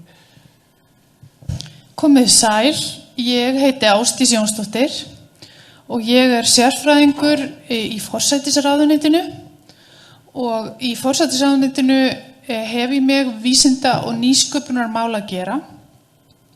Eins og þið viti kannski að þá forsætisráðherra formaður Vísinda- og tækniráðs. Þannig að ég kannski komin í dag til þess að segja ykkur aðeins frá því hvað að gerast undir hatti Vísinda- og tækniráðs á þessu sviði. Ég hef nýlega hafið störf í forsætisráðuneytinu. Ég hóf störf þar 1. október. Fyrir þann tíma var ég teymistjóri Háskóla vísindamála hjá Mennta- og menningarmálaráðuneytinu sem þetta vísindamálaráðuneytið og fjallar opinn aðgang. Þannig að það hefur, eins og Sigurgeir kom inn á áðan, þá hefur nokkur vinna átt sér stað og ég get sagt ykkur betur frá henni. Halló, Sóli Mortens heiti ég. Heyriði mig? Já. Ég þróunarstjóri hjá Hafró. Það svona svolítið starf sem jack of all trades, sko. Ég þarf að gera 1000 hluti. Ég hef verið undanfarin tæplega 15 ára að vinna í rannsóknum og stuðningi við rannsóknir. Ég hef verið að vinna bæði hjá Rannís, Nordforsk og verið rannsóknarstjóri. Það sem ég ætlaði að nálgast þetta, ég veit að til dæmis að Sigurgeir veit svolítið mikið meira en ég og hefur kynnt sér opinn aðgang. Ég hef verið, á tímabili var ég fulltrúi Norðurlandana í ERA-neti opinn aðgang að rannsóknargögnum og ég ætla pínlítið að bara flekta á það hvernig þetta snýr við vísindafólki af því að nú ég mikið að vinna með vísindafólki og veit að ég aðstoði því hvernig ég að gera þetta eða hitt. Sérstaklega núna á þess dagana í raunvísindunum og það fullt af hlutum sem eru ekkert rosalega einfaldir eða augljósir eða skýrir.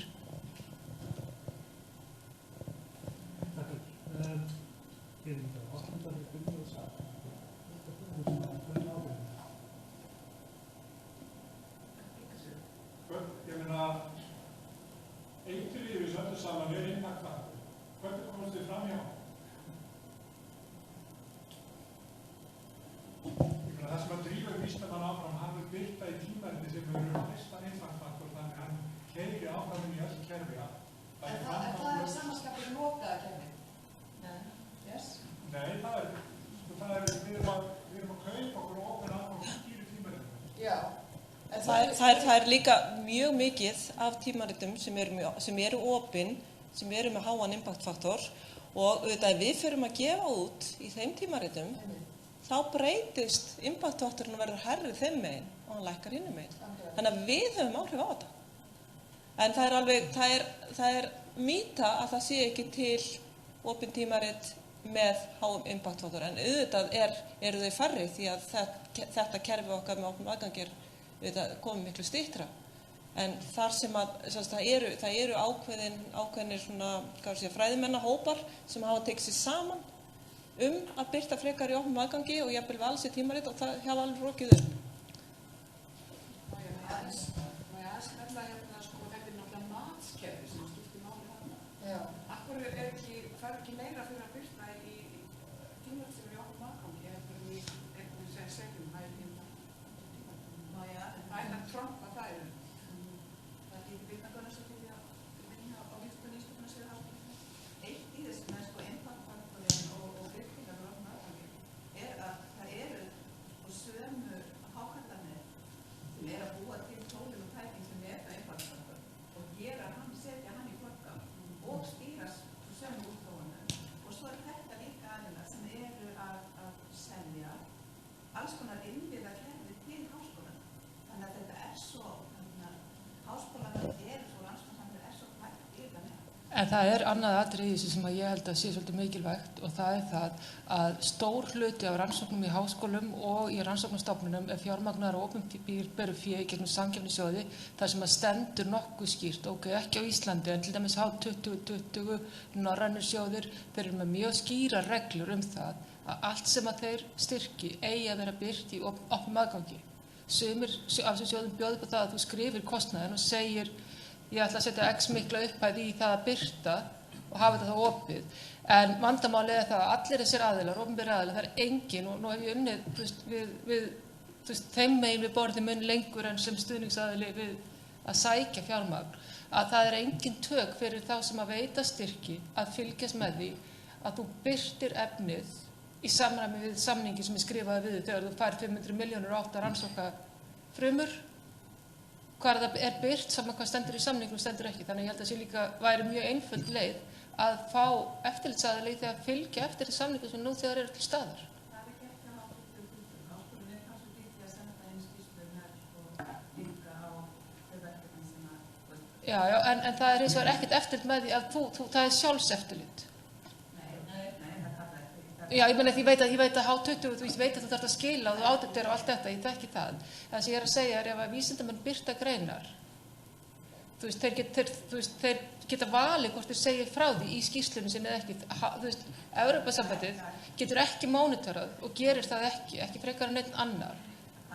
Og það í raun og veru sama og spurningin hvað ég segja gender, það skrifað inn í allar umsóknir, impact og gender. En hver raunveruleikin hefur allan ekki skilað markmiðum. Sko þetta reyndar alveg skýrt líka hjá okkur. Það eins og Sigurgeir sagði frá að þá komið inn í lög 2012, lög opinberan stuðning við vísindarannsóknir að greinar sem birtar eru fyrir opinbert fé skuli vera birtar í opnum aðgangi. Hittir hennar mál með framkvæmdina því og eftirfylgnina sem flókin og hún líka ekki síst flókin í svona litlu kerfi eins og við búum í og þess vegna kemur, sko það gríðarleg umræða, spurt Evrópusambandið áðan, það gríðarleg umræða á vettvangi Evrópusambandsins það sem heitir opin vísindi og fjallar ekki bara opin aðgang að rannsóknarniðurstöðum, heldur líka sko í grundvallaratriðum þessi almannagæði sem og hvernig tryggjum við að ávinningurinn af þessari opinberu fjárfestingu nýtist sem best og tryggjum skilvirkni og tryggjum að almenningur hafi aðgang að þessu, tryggjum að eflum í nýsköpun, tryggjum aðgang að rannsóknarinnviðum.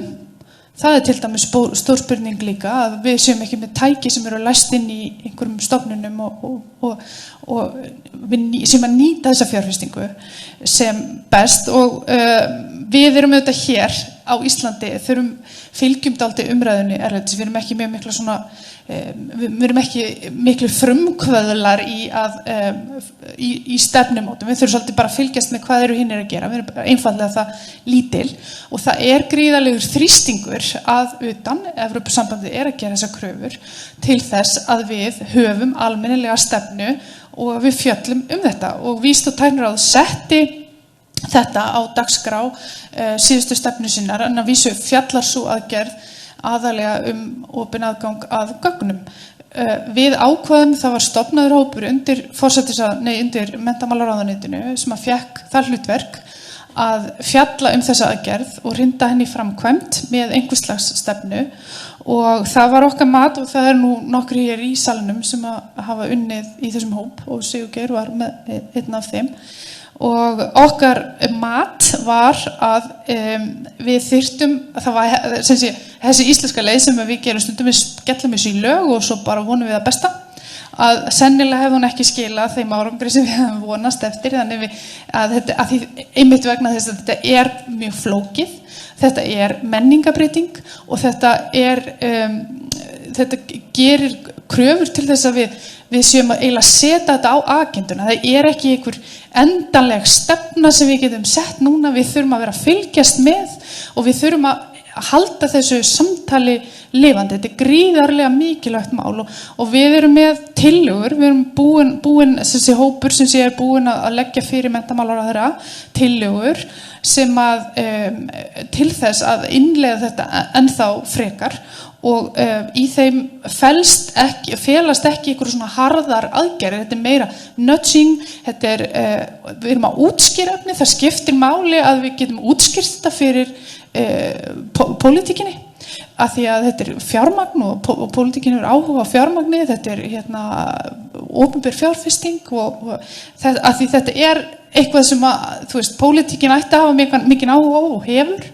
Þannig að við erum með tillögur sem liggja núna á borði menntamálaráðherra en sem snúa að því einhvern veginn að draga fram hvaða ólíku aðilar þetta eru. Þetta er ekki bara stjórnvöld, þetta eru háskólar sem þurfa að vera með til þess að breyta þessari menningu. Þetta eru rannsóknarstofnanir, það eru bókasöfnin og fleiri aðilar. Þannig og svo er þá eftir aftur að móta þessa stefnu opin aðgang gögnum sem var seinni hlutin af þessu. En það er mikill áhugi á vettvangi Vísinda- og tækniráðs og töluverð umræða þetta þar.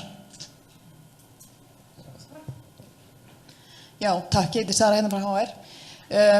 Já, ég tek undir allt sem að þú segir Ásdís, en ég held nefnilega punktur sem þú komst inn á áðan og kannski líka sem að þú upphaflega spurning úr sal hérna áðan hvernig, sko, við höfum kannski tendist þess að svolítið gefast upp fyrir þessari spurningu, hvernig á þá að gera þetta og þetta er ofsalega margþætt problem, líka bara eins og Birna nefndi hérna áðan, ég meina háskóla funksjónin öll er bara samtvinnuð, alls konar innviðum sem koma frá þessum aðilum, sem sagt útgefendum og raunverulega þurfum við náttúrulega, sko það ríður á að við fáum þessa stefnu opin aðgang og þá opin gögn svo að stóðsvið háskólana líka geti farið að vinna markvisst að því að hrekja burt þessa vanþekkingu opin aðgang að því að á meðan ástandið er svona allir bara einhvern veginn gefast upp fyrir spurningunni og þetta er allt svo ofsalega flókið og það er erfitt að ná samningum eins og við höfum unnið núna í stjórn landsagangs að því að eiga við útgefendur og þetta er líka mál sem við þurfum að taka upp þar náttúrulega hvernig ráðstöfum við þessu fé. Þið veitir, þannig að við munum komast fyrir þetta en þetta er bara svolítið stórt. Bara lítið komment hérna. Afleiðingin af þessum skilurum hjá Hólasett er að Elsevier er búin að raka saman peningum. Ég til dæmis doktorsnema sem var að klára í síðasta mánuði og fór að senda út þær greinar og við ákveðum því miður að fara í Elsevier og önnur greinin kostaði $4.000 og hinn $3.000 bara gjaldið til að borga opna eins og þetta var verkefni sem var þingfræðarsjóður í það og það er pengur til að gera. Er það opin tímari sem Nei, þetta er opin tímari sem að selja opna. Ég veit til dæmis, já, fyrir ekki. Ég ætla að segja þannig að sko, þeir eru núna búin að skilja það áður var þannig að þú gast borga gist í þessum hæfritímurðum en núna eru búin að segja það að nýjastu samningar er þannig þú getur bara nota peningar til það í opnu tímarinu. Já, þetta er alltaf verkefni sem við fengum fyrir 3 árum síðan. Já, það er það gaman. Þá eru þetta reglugerðin þar. Og Elsevier er að bara verða feikar og feikar en hverju finnst þú líður? Það er að það koma nýja reglur núna. Ég veit að Norðmenn hafa farið þá leið eða eru að ræða að fara þá leið að taka þessi svona dominoeffekt þannig að þeir banni útgáfu í 10% dýrustu tímaritunum og eru þá þú mátt gefa út í 90% en 10% dýrustu norska rannsóknaráðið sem sé strókar þau út og þá er hugmyndin sem sé hægt og rólega sé trappað niður, þú veist, gjaldið og eitthvað nátt og þetta hefur, þú veist, verið tölvöld mikið rætt og mitt eða þú veist, fólki sýnist ólíkt en einhver svona nálgun held ég að sé í raun og veru illgerli nema að það sé þó eitthvað, þú veist, alþjóðlegt samþykki eða manifest og milli stærstu rannsóknarlandana í heiminu sem tækir sér saman vegna þess að þó svo að Noregur sé stór miðað við okkur þá er hann lítill miðað við marga aðra þannig að þetta breytir ekkit rosalega mikið myndin en heildin á Evrópusambandi hefur impact sem að stök lönd hafa ekki. Ég má aðeins bæta við þetta, þá er sem sagt eitt af þessum markmiðum í plan S og þá er lagt blátt bann við birtingu í sem sagt hybrid tímaritum og það er aðal gagnrýnin sem kemur frá fræðimönnum er aðalega í varðandi þá klausu því að það sem sagt skerðir þetta akademíska frelsi að þeir telji sko.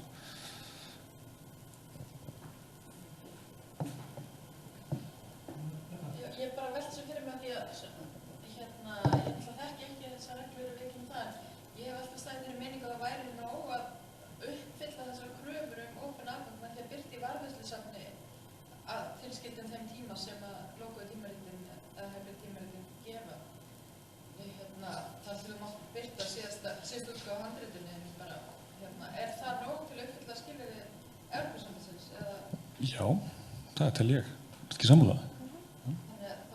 Þannig að mann finnst mér persónulega finnst það eins og vandamálið bara hverfi, bara setjum allt inn á annarkvæmt brífrensaruna eða... En það er eitthvað, það er eitthvað svona hégómlegt, held ég, ef ég má vera svo hreinskilinn, hjá vísindamönnum, þeir vilja sjá greinina sína í umbroti útgefandans. Það er eitthvað svona hræðsla við að birta bara handritið. Jafnvel þótt þetta sé sem sagt ritrænt handrit. Þú veist. Já. Eins og í líffræðina sér, við má aðstæða það er búið að vera ótrúlega hlutir að gera síðustu 5 ár, að það hafa stigið mjög influential vísindamenn fram og bara lýst yfir að þeir ætla ekki að birta í þessum stærstu tímaritum, það hefur verið stofnuð opin tímarit og það sem er að gerast núna er að það hópast allir í að birta á bioarchive áður en þeir senda í ritrinni. Þannig að núna erum við hægt að fylgjast í raun og veru með Cell og Nature alveg við skoðum bioarchive, því þar fáum við upplýsingarnar fyrst. Þannig að, en uppfyllir það til dæmis opin aðgang, að vera búin að birta preprint sem er ekki búið að ritrýna?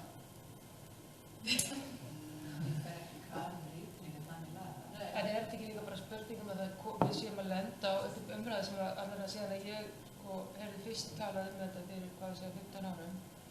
Þetta umræði sem er alltaf að færast nær einhvern svona tipping point. Þetta er ekki línuleg þróun, þetta verður svona, og við erum komin á þann punkt. Svona umræði á sér stað mjög víða í Evrópu og við erum að ræða, ekki bara birtingar, við erum eins og oftast nefndi bara að ræða með mikið opinn aðgang að gögnum og hvernig við getum tryggt að til dæmis að gögn nýtist þvert á fræðasvið. Og það af því að nú vinn ég á Hafró og er mannfræðingur að mennt, þá eina félagsvísindakonan innanhús, að þar alveg gigantísk gagnasöfn til staðar sem að væri, ef að stofnunin eða aðrar stofnunin, ef við hefðum fjármagn til þess að setja það upp á þann hátt, að það væri aðgengilegt fleirum. Það væri hægt að nýta það í mjög víðu samhengi, en fjármagni sem að stofnunin býr yfir, þetta er ekki spurningum það að við viljum ekki deila þessum gögnum, en það eru opinber stofnun og ég lít svo á að sem opinber rannsóknarstofnun þá sé allt sem við gerum opið í þágu almennings, það er okkar verk. En við getum ekki sett þetta bara til dæmis á vefinn, einhver svona bunar hrágögnum sem þetta er að miskilja allar áttir. En ég held að sem komin á tipping point þetta hvar peningarnir liggi, hvort þeir eru í birtingu greina eða í aðgengi og gera þetta fyrir almenning og þvert á fræðasvið. Já, kannski það er 2 spurningar. Þórdís Ingadóttir er í stjórn Vísindafélagsins. Sigurður talar svo mikið stefnu stjórnvalda og það er svolítið talað mikið vandamæri finnst mér. Þessi staðreynd er svo að flestir fræðimenn við erum ekki að hafa landamæri, við erum í fræðasamfélagi sem er þvert á landamæri. Og ég græði þú að mikið að hvað Íslendingar gera þetta með fræðasamfélagi. Og það er ekki líka bara að herja á félögin, eða svona að við þurfum að koma rótið gagnvart okkar fræðasamfélagi. Svo er annað kannski sem menning sem ég mjög samfærdi hjá að sé kannski stærsta hindrun hér. En það er líka alltaf þessi hræðsla og náttúrulega einkaleyfa, ef ég fyrir að byrta alltaf minni heimasíðu, handrit, maður er bara skítrættur í þessum heimi ritstulda, bara einhvern veginn finnst að hitt sé betur varir. Það sé byrti upp í loka útgáfu, í mjög aðgengilegum ritum og svo framvegis. Kannski ykkur að huglega þetta, ritstuldur eða varði gegn því og gögnum. Ég held bara svona fljóta litið þá sé ef allt er opið þá er miklu auðveldara að komast hjá ritstuldi. Það er miklu auðveldara að komast að því ef það er ritstuldur. Og það er til forrit eins og til dæmis með skemmuna það var Turnitin og það er til eitthvað sambarlegt varandi sem sagt vísindagreinar sem ég man ekki hvað heitir. En þú veist ef allt er opið þá er miklu þá er bara þú veist þetta að renna því gegnum eitthvað prógram og það bara poppar það upp strax Þannig að ef allt er lokað þá veist ekkert þá er það miklu erfitt að mónitora það Svo finnst mér líka, ég skil alveg hvað þú ert að hugsa og í vissum á vissum sviðum á þetta við. En sko, ritstuldur, ég held að þú veist, áhættan af því sé í raun og veru miklu minni en margir aðrir þættir. Ég myndi hafa meira áhyggjur hreinlega því að það væri misfarið með gögn. Eða þau væru svolítið svona eins og við nefndum, þú veist, með greinina hérna bólusetningar. Að gögn, ef að þeir fara á vefinn opið og þá í raun og veru mjög, það er einhvern veginn að nálgast það að það sé ekki, þau séu ekki túlkuð vísvitandi eða sökum þekkingarleysis eða sökum þess að þau eru illa framsett fyrir almenning, þannig að þau geti valdið miklum skaða. Við höfum séð það gegnum vísindasöguna bara aftur og aftur og aftur að gögn sem að einhverjum hluta vegna er ekki farið með sem skyldi eða farið með af kunnátuleysi geta verið stórhættuleg. Og það tekur langan tíma ef það er varla gerlegt að snúa slíkri þvælu við.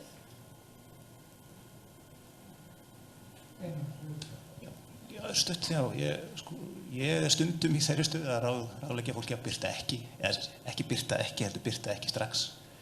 Því að eins og þeir þekkja sem hafa eitthvað komið nálægt sem sé einkalega vernd, ef vísindamenn eru með það eitthvað í höndunum sem þeir telja að það geti greitt fyrir hagnýtingu uppfinninga að sækjast eftir einkalega vernd, þá er bara mjög einfaldar reglur að fyrst þarf að sækja einkaleyfi áður en nokkuð er birt.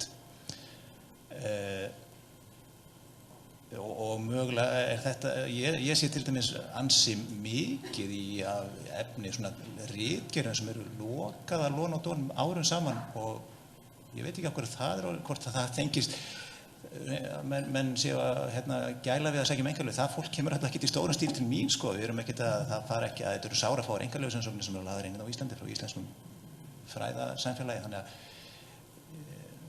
það er svona einn angi af þessari umræðu menningu og sko, já, ég furða mig svolítið á því þegar maður flett upp efni á hverju menn öllum mögulegum sviðum er að loka ritgerðum mörg ár, einhver feimni eða við að ókunni síðan gagnrýna það sem er að setja frá sér eða hvað og bæta yfir sko einkaleyfa kerfið allar einkaleyfisumsóknir þær eru svo sjálfkrafa birtar, þannig allt sem þú leggur inn sem einkaleyfisumsókn það er partur af því kerfið sem sé að eða svona, hvað maður að segja, heimspekilega prinsip. Þú hefur rétt á að fá ákveðið svona einkarétt tímabundinn að hámarki 20 ár og gegn því að þú opinberar þína uppfinningu og lýsir henni í það ítarlega að það sé hægt að framkvæma hana svona á grundvelli þessara lýsingar.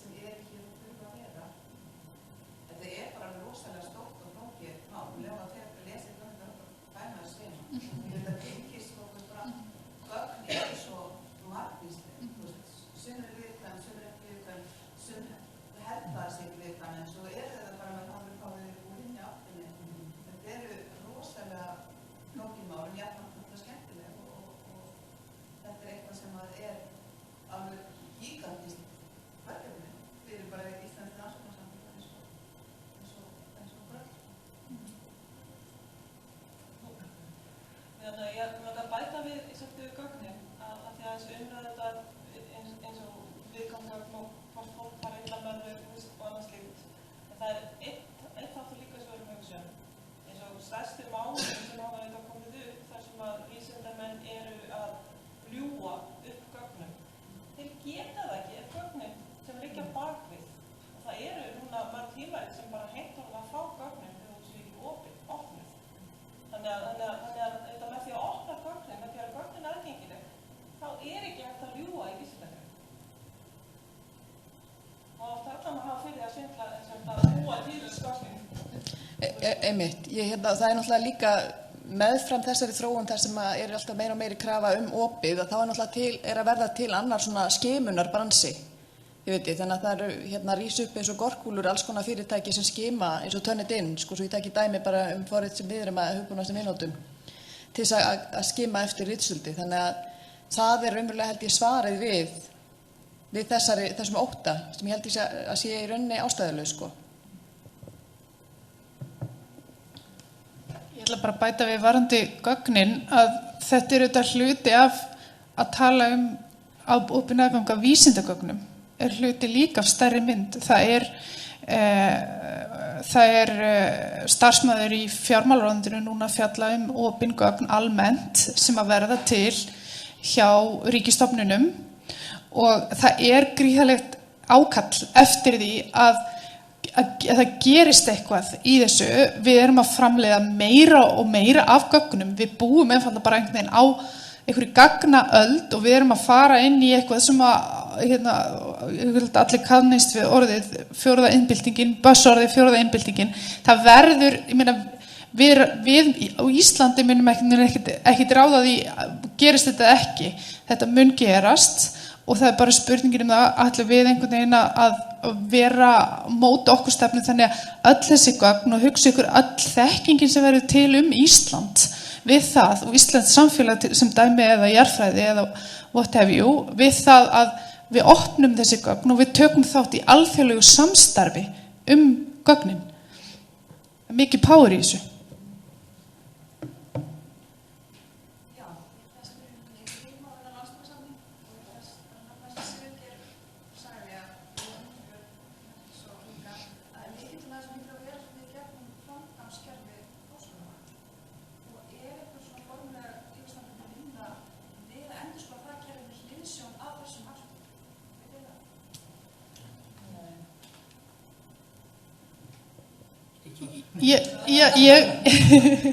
Ég veit að það er allavega mikill áhugi til þess að skoða þetta og ég veit að það er verið ekki, það er örugglega einhver hérna sem veit meira þetta en ég en já, ég held að það sé mikill áhugi en þetta gríðarlega flókið, en þetta eru hagsmunir og sem að tengjast þessu og ég meina kerfi sem að er mjög fast einhvern veginn búið að festa verulega í sessi á margan hátt, þannig að ég held að þetta sé flókin spurning en ég held að menn sé alveg með þetta á radarnum, já. Það er ekki alveg nóg heldur bara að breyta framgangskerfi háskólana af því að til dæmis forsenda fyrir því að maður birti einhvers staðar er að maður fái rannsóknarstyrki og saman hvað sækir styrk að þá ertu algjörlega metin á impakti þinna rannsókna og oft ertu eiginlega bara metin á titlinum á tímaritinu sem þú birtir í því að þeir sem eru að ritrýna rannsóknina þeir lesa hana og sjá náttúrulega kannski ekki að hennar en þeir skoða birtingasöguðina og þeir hafa ekki tíma til að lesa það sem þú vilt. Þannig að framgangskerfi háskólana er bara annar einn hluti af spegli sem við þurfum að taka og þetta er menning sem að vísindamenn við getum heldur ekki bara alltaf þess að stjórnvöld og háskólinn og svo framvegis breyti þessu. Við þurfum að vísindasamfélag þarf að breyta þessu sjálf. Ég held að þetta sé bara alveg eins og þess að ég nefndi áðan, ég held að þetta sé ákveðið tipping point hugafar.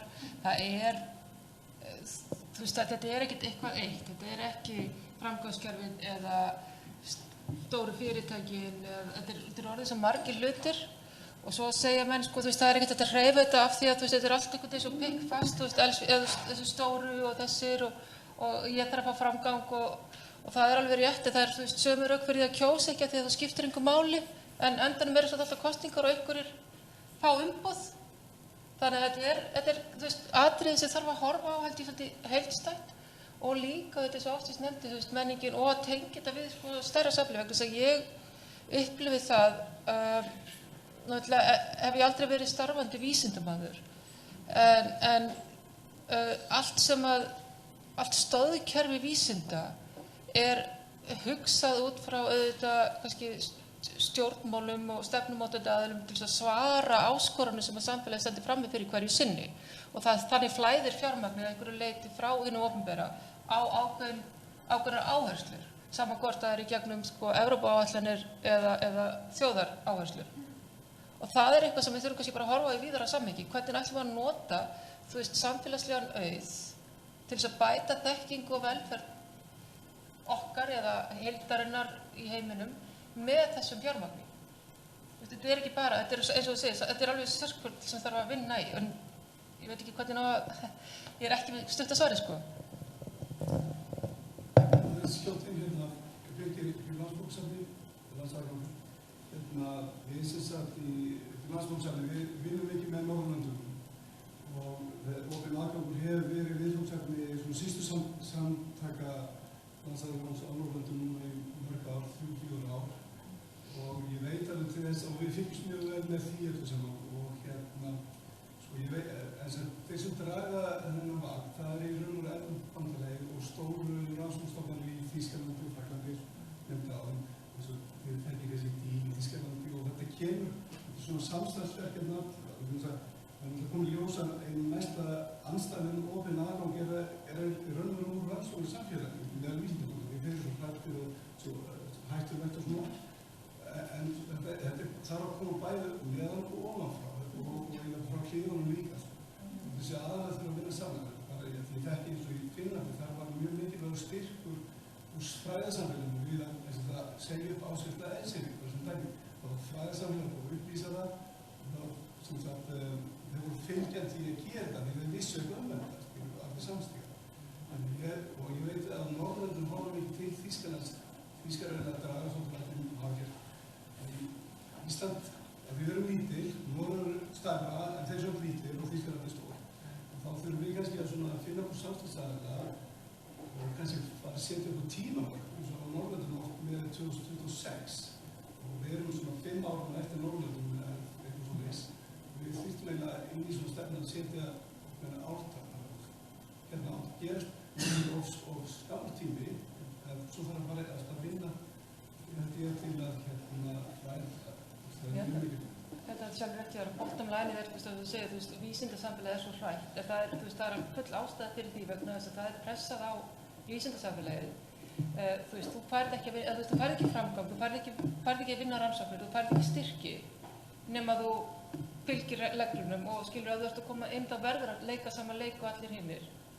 Og þar alveg þegar ég stend upp og segi, hei, þú veist, ég ætla ekki að taka þátt í þessu, ég ætla að, þú veist, fylgja sannfæringunni, þá er ég raun og verið búin að skjóta mig svolítið í fótinn af því að, þú veist, það er svo mikil pressa, en leið og, þú veist, stíflan brestur og menn segja allir, þetta er búið, þetta er komið, this is it.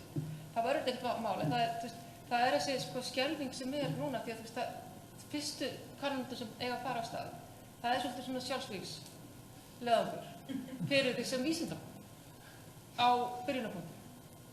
Þannig ég held að sjálfur rétt þetta sé, þú veist, þurfa að koma alveg. En við náttúrulega erum að spila leik, sko, útgefandi, það má ekki gleyma því. Ég meina, bottom line-ið, bara sem þessi saga byrjar, eru útgefandur. En ég meina það er náttúrulega bara þetta gíslingar ástand, þú veist, ekki bara í útgáfunum, heldur líka í þá öðrum iðnaði sem tengist í og hefur fléttað sig inn í starfsemi háskólana. En ég meina, regluverkið, þú veist, það er hægt að breyta regluverkinu sem er náttúrulega myndi, þú veist, líka vera ákveðin jarðskjálfti fyrir vísindasamfélagið. Það er hægt að segja að þið megið ekki, eða þú veist, það er alveg hægt að taka einhverja rosa dramatískar ákvarðanir sem að verða svona jarðskjálfti. En það er ekki heldur gert það ofan, því að menn vilja heldur ekki, þú veist, þetta er Já, þetta er svona dýnamískt vandamál, en ég meina það hlýtur að taka einhver svona langtíma stefnu með einhverjum, þú veist, þetta er einhver smartmarkmið eða hvað kallið það. Þú veist, það er bara að setja einhverja vörður og gera þetta. Eða bara sparka í sko skítarhónum, en sko dreifa þessu bara. þeir sem setja stefnun ofan þeir eru ekki mjög hrifnir á jarðskjálftum alla jafn. Ég veit að þess vegna erum við, þú veist, líka. Það vill enginn jarðskjálfta. Já, ég heiti Kristína, ég er afsakið svo hásinn, ég er bókasafni í HR og frá Grafsóknum Elsevier, sem er óður mig. Við erum líka skoðað á því og rannsóknargagn, næsta stóra málið, að við erum að fara í kriskerfið sem er komin frá Elsevier. Við erum eitthvað skoðað af því að við sem að bara sitja okkar rannsóknargagn í hendur á prófið frá Elsevier. Er gögnin í kristkerfinu? Ég er ekki kristkerfið. Nei, er ekki gögn í kristkerfinu. Nei, kristkerfið er ekki frá Elsevier. Pjúrkerfið er líka varðað sem Já, kristkerfi og pjúkerfi er saman sko. En upplýsingakerfinu er svona Ekki varðveislusafn eða svona. Nei. Þetta er varðveislusafn en við keyptum ekki varðveislusafn. Þetta er svona managementkerfi fyrst og fremst það sem við erum að kaupa sko. Sem er frá Elsevier. Já, það er pjúrkerfið, já, sem við erum að kaupa frá Elsevier, það er eitt. En En ég meina, er þetta að kaupa frá Elsevier? nei, sko, ég skal segja ykkur það, ég þekki þessu sögu ágætlega. Það er búið að kalla eftir svona kerfi í mörg ár. Það fékkst fjármagn í gegnum stefnu Vísinda- og tækniráðs, ekki núna síðast þetta þar áður, til þess að kaupa svona kerfi. Sko, við fórum í ferð til Noregs, vegna þess að þeir sögðu okkur, við erum búin að hanna okkar eigið heima á tilbúna kerfi, við erum til í að gefa ykkur það. Síðan, þegar við erum búin að ræða við þá segir nei annars, við þorum ekki að gefa ykkur það, af því það er bara ákveðin þjónusta sem þarf að vera til stað. Þá eru 2 til 3 kerfi á þessum markaði. Það er ekki fleiri. Og ég meina, þá stöndum við bara frammi fyrir því, eigum við ekki þá að versla við þessa tilteknu aðila, eða eigum við að láta hanna aftur sér íslenska lausn sem hefur ekki reynst okkur endilega sérstaklega vel. Þetta eru kerfi sem háskólar erlendis eru að nota og hafa gefist vel. Þannig að það er ekki einföld, það er ekki mjög mörg svona kerfi til á þessum markaði, þetta eru 2-3 kerfi sko. Komum við bara eitt tilbúð sko. Já, það er búið að nota skatt fyrir borgarna mjög vel með að hanna þetta kerfi allavega hjá Elsevier. Þetta er mjög gott kerfi, svo þetta er frábært kerfi. En ég held að væri líka rosalega hæpið að taka einhverja, þú veist, ákvörðun það við hvernig maður á viðskipti og, þú veist, á hvaða, þú veist, það heldur ekki vatn að segja, þú veist, ég fíl ekki rauðar peysur og ég ætla ekki að eiga viðskipti við neitt sem að, þú veist, er í rauðum peysum, ég veit að rauður er dýrar en, þú veist, þú verður að vera með eitthvað bara, þú veist, maður getur ekki sagt ég vil ekki, eða þú veist, þið opinbera hefur, þú veist, verður að gæta, Fylgja ákveðnum reglum. Það má ekki vera háð. Já, þetta er bara toxic heimur, ég meina þetta er bara enn virkingarheim þess að ég meina við bara þetta er veruleikinn, við erum að fara að vinna með Elsevier, þetta er managementkerfi, þannig að gögnin fara ekki hérna inn, þeir eru ekki aðeins að búið til svona kerfi, alveg, já. Og svo náttúrulega bara samtali hlýtur að þurfa að þróast áfram við meðal annars Elsevier og þá kannski helst, ég meina ef þeir eru stærsti útgefandi, að þá er það eiginlega kannski það samtal sem að mun síðan endurvarpast yfir á hina útgefendurnar. Ef að þessi samlögu eins og á Norðurlöndunum, Þýskaland og Frakkland ná einhverju samtali. Það er eiginlega, ég menn það er bara win-win fyrir hvort aðilega sig. Elsevier skilur náttúrulega með þrýstingi frá Evrópusambandinu, þetta gengur ekkert svona til lengdar. Það er kannski líka þessari sögu Elsevier, auðvitað þegar þetta er að byrja og það sem hann gerði líka var að hann jók hróður vísinda mjög mikið.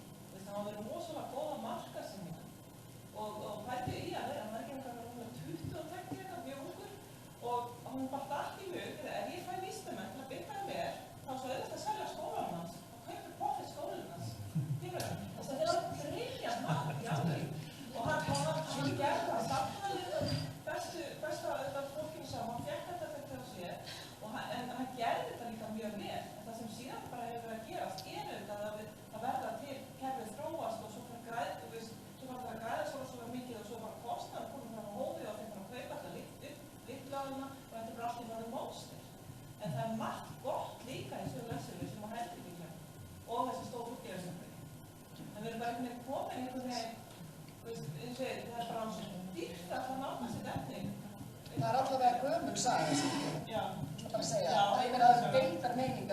Maxwell og hans skoðu. Það er líka eitt í þessu sko þetta að því að Elsevier eru stærstir þá alltaf verið að tala að boykota Elsevier sko. Það er kannski ekki alveg nóg að gera það þegar við gerum það þá bara kemur mesti sem þá Springer og verður það bara stærstir og þá fyrir við eftir 5 ára boykota hann sko. Þannig að við þurfum eitthvað að breyta þú veist og það verður eitthvað kerfismið hvernig við gerum þetta. Og þú veist, þá getur Elsevier bara haldið áfram og hægt kannski útgáfubusiness og það bara lagt allt í pjúr. Algjörlega. Já, ég held að útgefundur þegar hverfi ekki. Það er líka mjög mikið langur. Það gerist ekkert svona einhvern nóttu að þessi breyting sem við erum að skemmta og líka þessi breyting sem við erum að hverfi og við erum bara tímabind en því að kannski 15-20 ár þá er það komið kannski sko að segja en þannig að næstu 5-10 ári þá er þetta svona breytingatíma. Ég held að við erum að tala um breytingatíma. Ég ætla bara að segja eitt að það hefur komið til umræða að ég starfaði sem tjá landslæg sem sagt að áskilsmunum kostar 200 milljónir cirka og verði í raun og veru per mest eftir því hvernig gengið er skráð. Það er bara íslenska krónan sem er vandamál hjá okkur. En varðandi sem sagt þetta ABC-gjöldin, eins og þetta er hugsað eins og ég skil þetta, þá hefur verið að borga fyrir rannsóknir borgarfylgir því að það keypt svo aðgangi og þetta sem í raun og veru 3 borgar í raun og veru. En þarna fer þá parturinn sem er ABC-gjöldin og þeir fara þá inn í verðið sem áskilsmunum hafa verið, þannig sparast sá peningur sem er búið að þú ert ekki að borga tvisvar, það er bara að borga einu sinni. Það er mikið ekki eftir ráð fyrir því að útgjöldin mennir lækkar þess að vísindamennir þurfa þrátt fyrir særa. Þeir þurfa á niðurstöður rannsókna að halda og þetta er útgjörðinni. Það eru margir fræðisfélög og aðrir líka.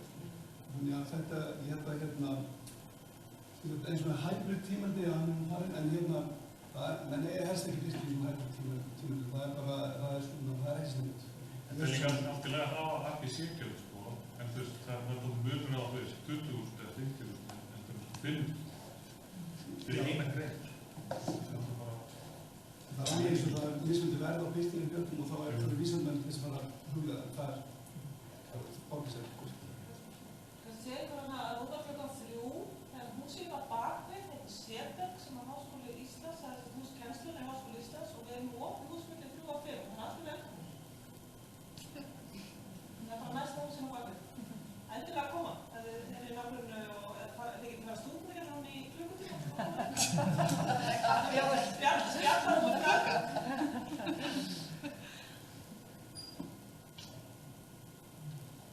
Ég held að þetta sé fín nota orð, fínur að klára stráður, þessi taktur umræðinu, hún er ekki lokið.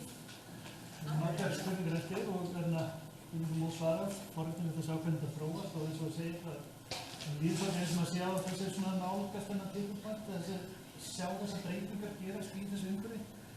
En ég er bara að þakka allum fyrir, takk fyrir frumalendur og